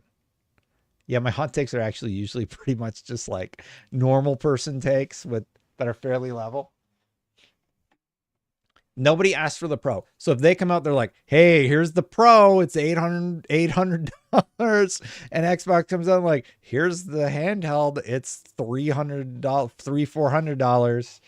And it runs all Xbox games and it has Steam on it. And yeah, I don't know, man. I think that would be a big W for Xbox if they did it right now. I think the Series S has been messing them up. Sony should have spent money on new games than Pro. Sony said straight up at the beginning of this year, hey, we got nothing for you this year. Thanks, PlayStation fans. Oh, and we're raising the price of the console. I think this is the year where they're like, we need to grind everything to a freaking halt because, and here's an actual hot take, Jim Ryan made a lot of absolutely terrible bets. We're going into a recession and we need to clean house and figure out what we're doing with all of these games. Let's take a shot with Concord. Okay, that was a disaster. Let's recalibrate everything. So I think we're going to see a pretty big change in the landscape in the near future. I can hear the kids getting fussy, so I know I'm going to have to end this stream soon. There were a few other stories I didn't get to, but real quick, it's a short TikTok. There was a talk about game prices from Pirate Software that Phil Aroni sent over to me. Let's watch that as the way to cap it off here really quick, because not Phil Aroni. Well, I mean, maybe he has good takes, but he's in the chat all the time. He sent this over, and this is Pirate Software, who I do really like, who talked about game prices. Let's hear what he said. Tell me if I'm wrong, Chet. When you see a $1 game, it doesn't evoke good things. A lot of people think this is shovelware. $3 game usually feels like an indie game, like an arcade game. Yes. $5 game is like a premium arcade game. $10 game is an indie game. $20 game, premium indie game. $30 game, how classify? Not sure. Weird. Starts to get in the realm of what people generally call a AA. $60 game, AAA game. Yes. So, I mean, like, so far he's right. $70 game, ripoff. What do you think? Is a jump from 60 to 70 a ripoff? I think I've accepted that $70 as AAA. I get it. I definitely get it. I don't think 70 is a ripoff. It depends on the game. Like if Concord was $70, I'd say ripoff. I'd be like, no, this game should be free. Like the game was 40 and everybody said this should be free. They got away with it with Returnal. Returnal was $70. Like, oh, we can just do this for all of our games. Like we can charge for everything. 70 ripoff? I don't know. This is generally how I feel people feel about pricing right now. $130 game, you had it in mind. Yes, 100%. The $100 price point, it's just not going to happen. All these, and it's crazy to me that there are consumers out there begging to see game prices raised. What are you doing? If you raise prices like $100-something, you will kill the games industry. People will revolt. They're just not going to pay that much. You got to like, for lack of a better term, you got to trick them into spending that money. You got to give them the deluxe box set that you had made somewhere where you got the components for dirt cheap and can get in earlier or whatever.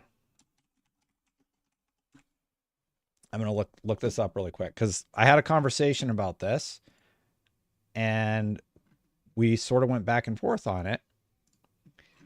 Let me see here.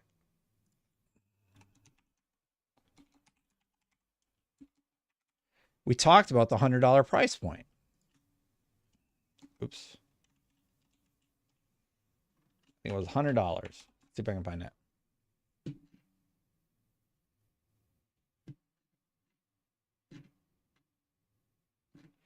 I could probably just look up his responses to me because it was between us. So it was from this account to... Oh, that'll be easier. Here it is. First one. He doesn't at me very often. So I was talking about prices of games, right? Say game prices are raised to $100. You've now limited how many people can afford your game and your sales. I don't think raising game prices will even make a dent in the problem because it becomes cost prohibitive at some point. Long story short, this is a consumer saying games need to be more expensive because they're more expensive to make. I'm sorry, but that is PlayStation's problem to figure out. You have to figure out what you can make and your budgets. That is not my job as a consumer to figure out for you. It's not my job to even know about that. My job is to tell you, is the game worth the money? Right? And that's the challenging part that they have. And Cromwell sort of chimed in. The conventional logic is that players are not as price sensitive as people think, but this applies to $40 to $60. They say it doesn't make a difference. Leaping to 100 when quality can't be trusted would be suicide, especially with the decline of marketing avenues. The problem with a more modest inflation increase to $80, for example, is that you're still fighting for screen time in a crowded market where there's less and less screen time each year. So though operationally viable, raising is antithetical to the screen time problem also. This is essentially what's so messy about the industry at the moment. You need to invest much larger sums to compete, but it's for screen time and less shelf space, none in most cases. There's a lot less screen time than there ever was shelf space. So risk is higher than ever. Crazy levels.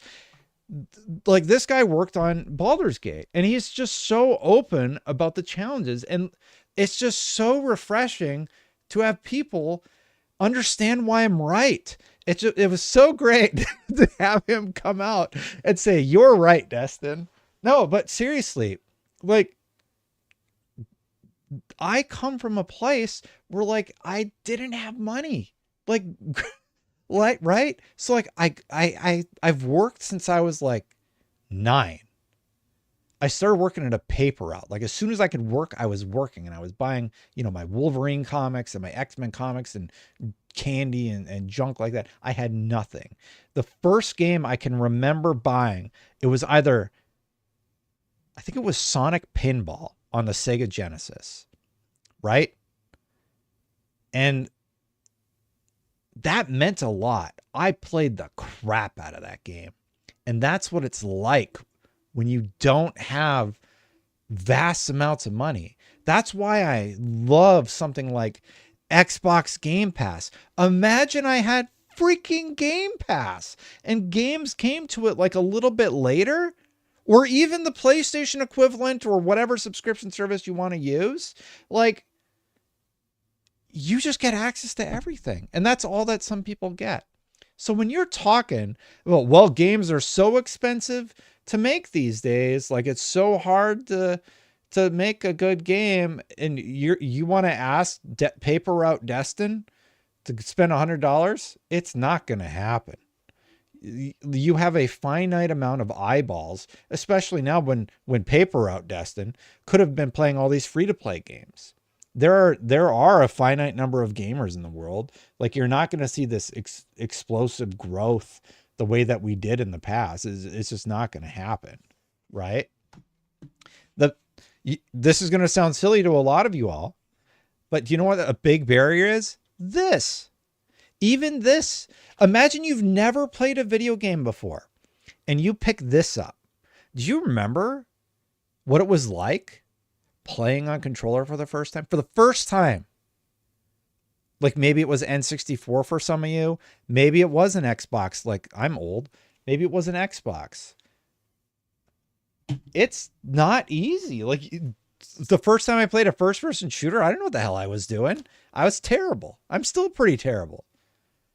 It took me I would say it took me like 2 months to get really good on the keyboard and mouse even. And the game I learned it on was probably one of the hardest games. It was PUBG. Yeah, so a lot of people's NES controller, and like NES controller, you would do this. You go watch new people who've never played video games playing a controller. Like, they can't separate.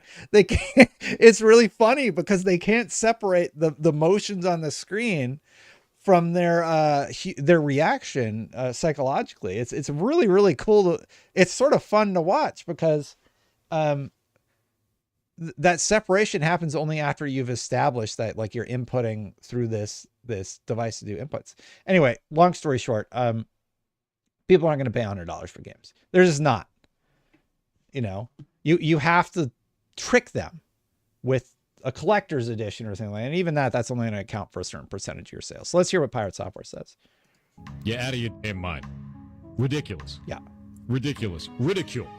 Yeah, he's talking about Star Wars. What Star Wars, like $103 early access, or like, look at Warhammer right now. Like, what's Warhammer at? Let's look at Steam charts. Like, it's very popular. Everybody's been talking about how great it is. I think, yeah.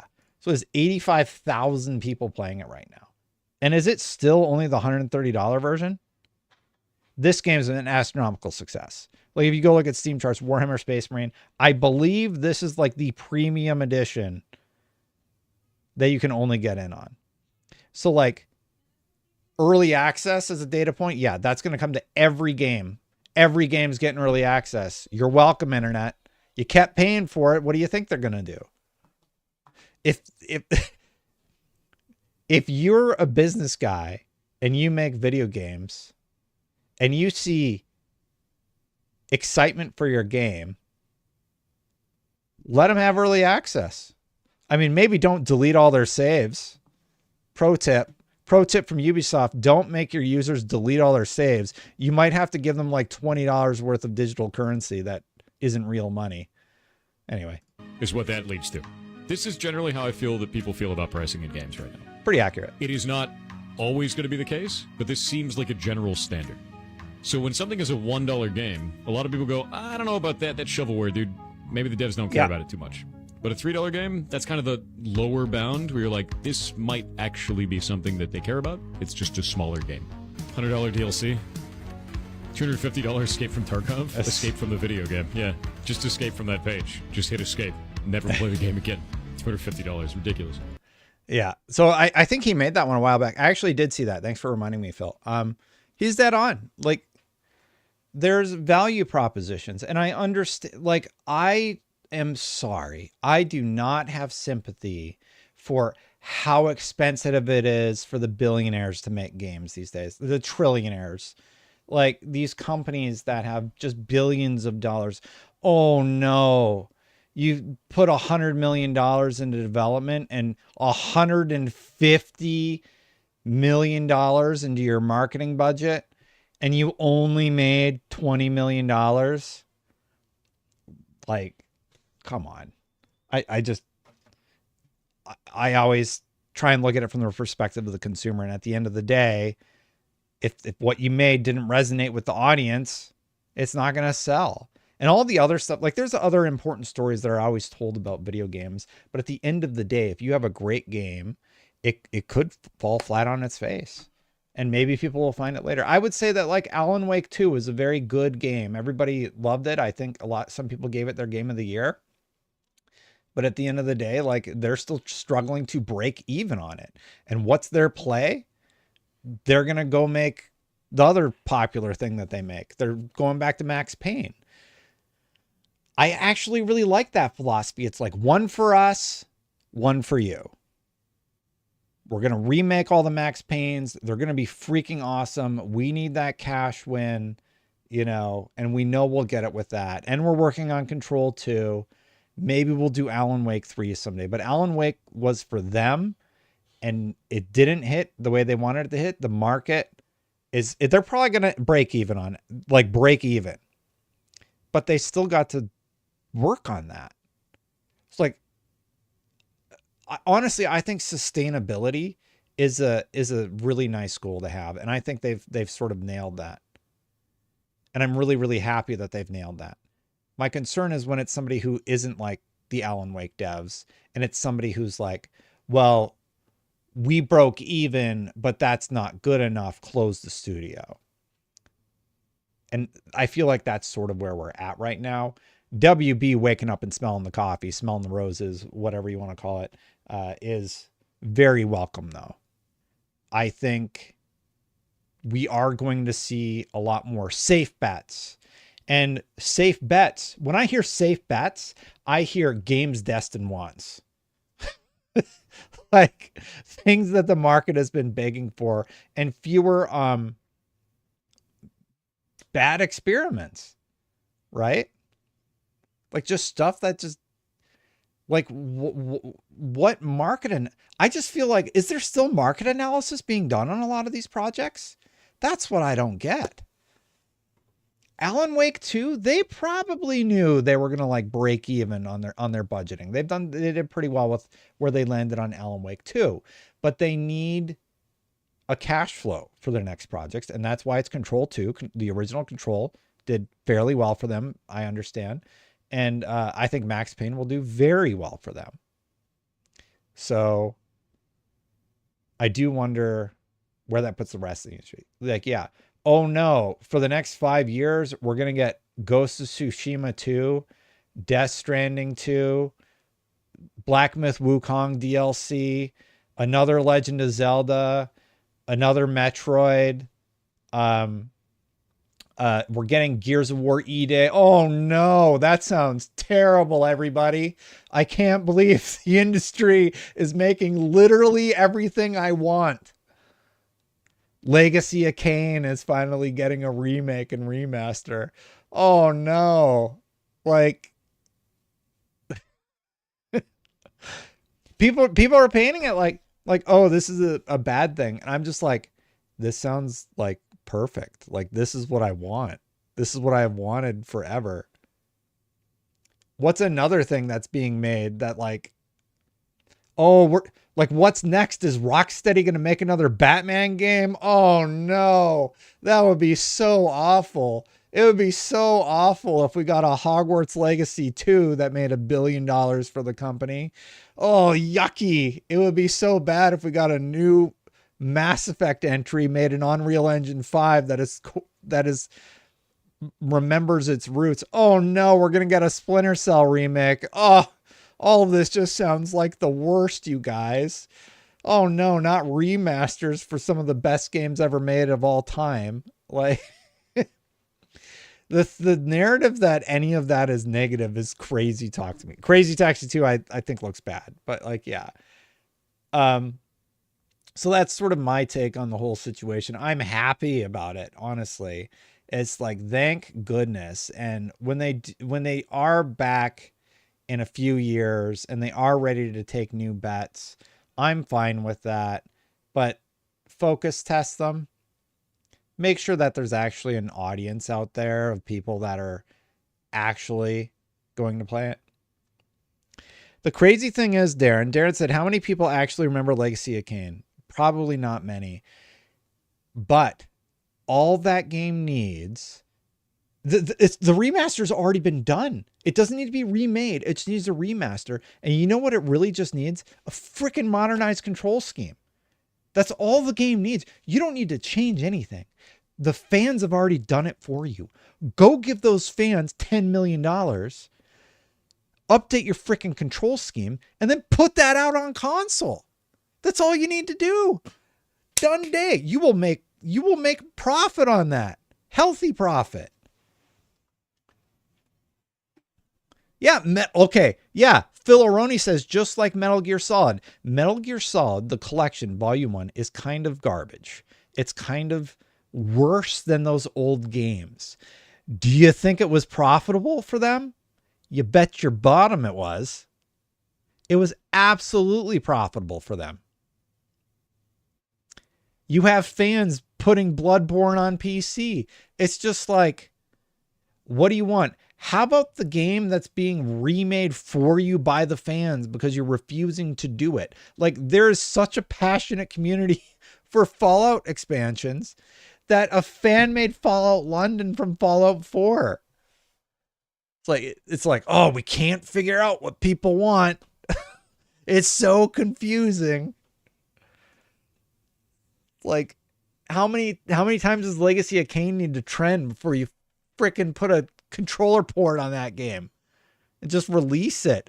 Like, who owns it now? It's it's the studio that was supposed to get money from Saudi Arabia, and then that deal fell apart, and then they had to they had to sell everything.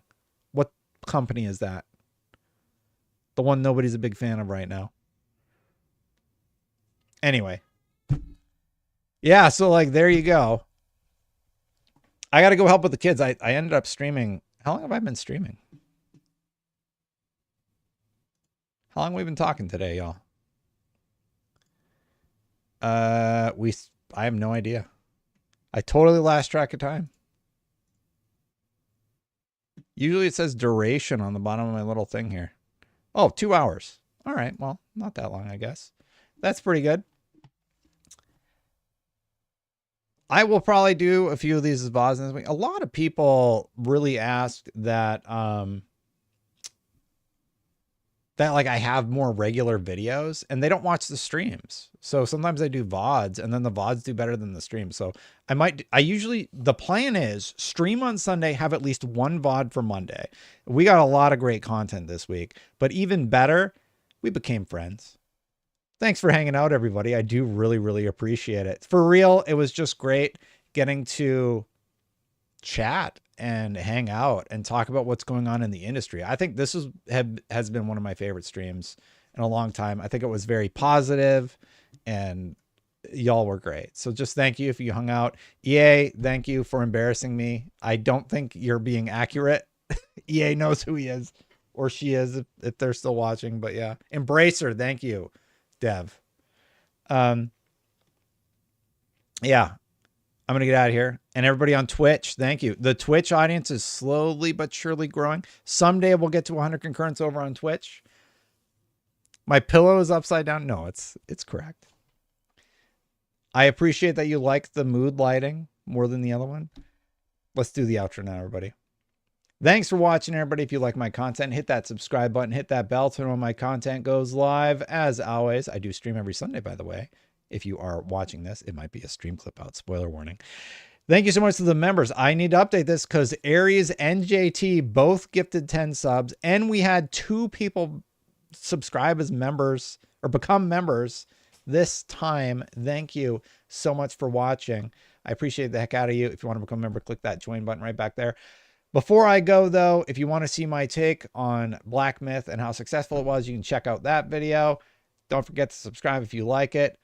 Buddha Time just became a core supporter again. I'll have to add him to the list. And I'll see you for the next one. Bye for now, everybody.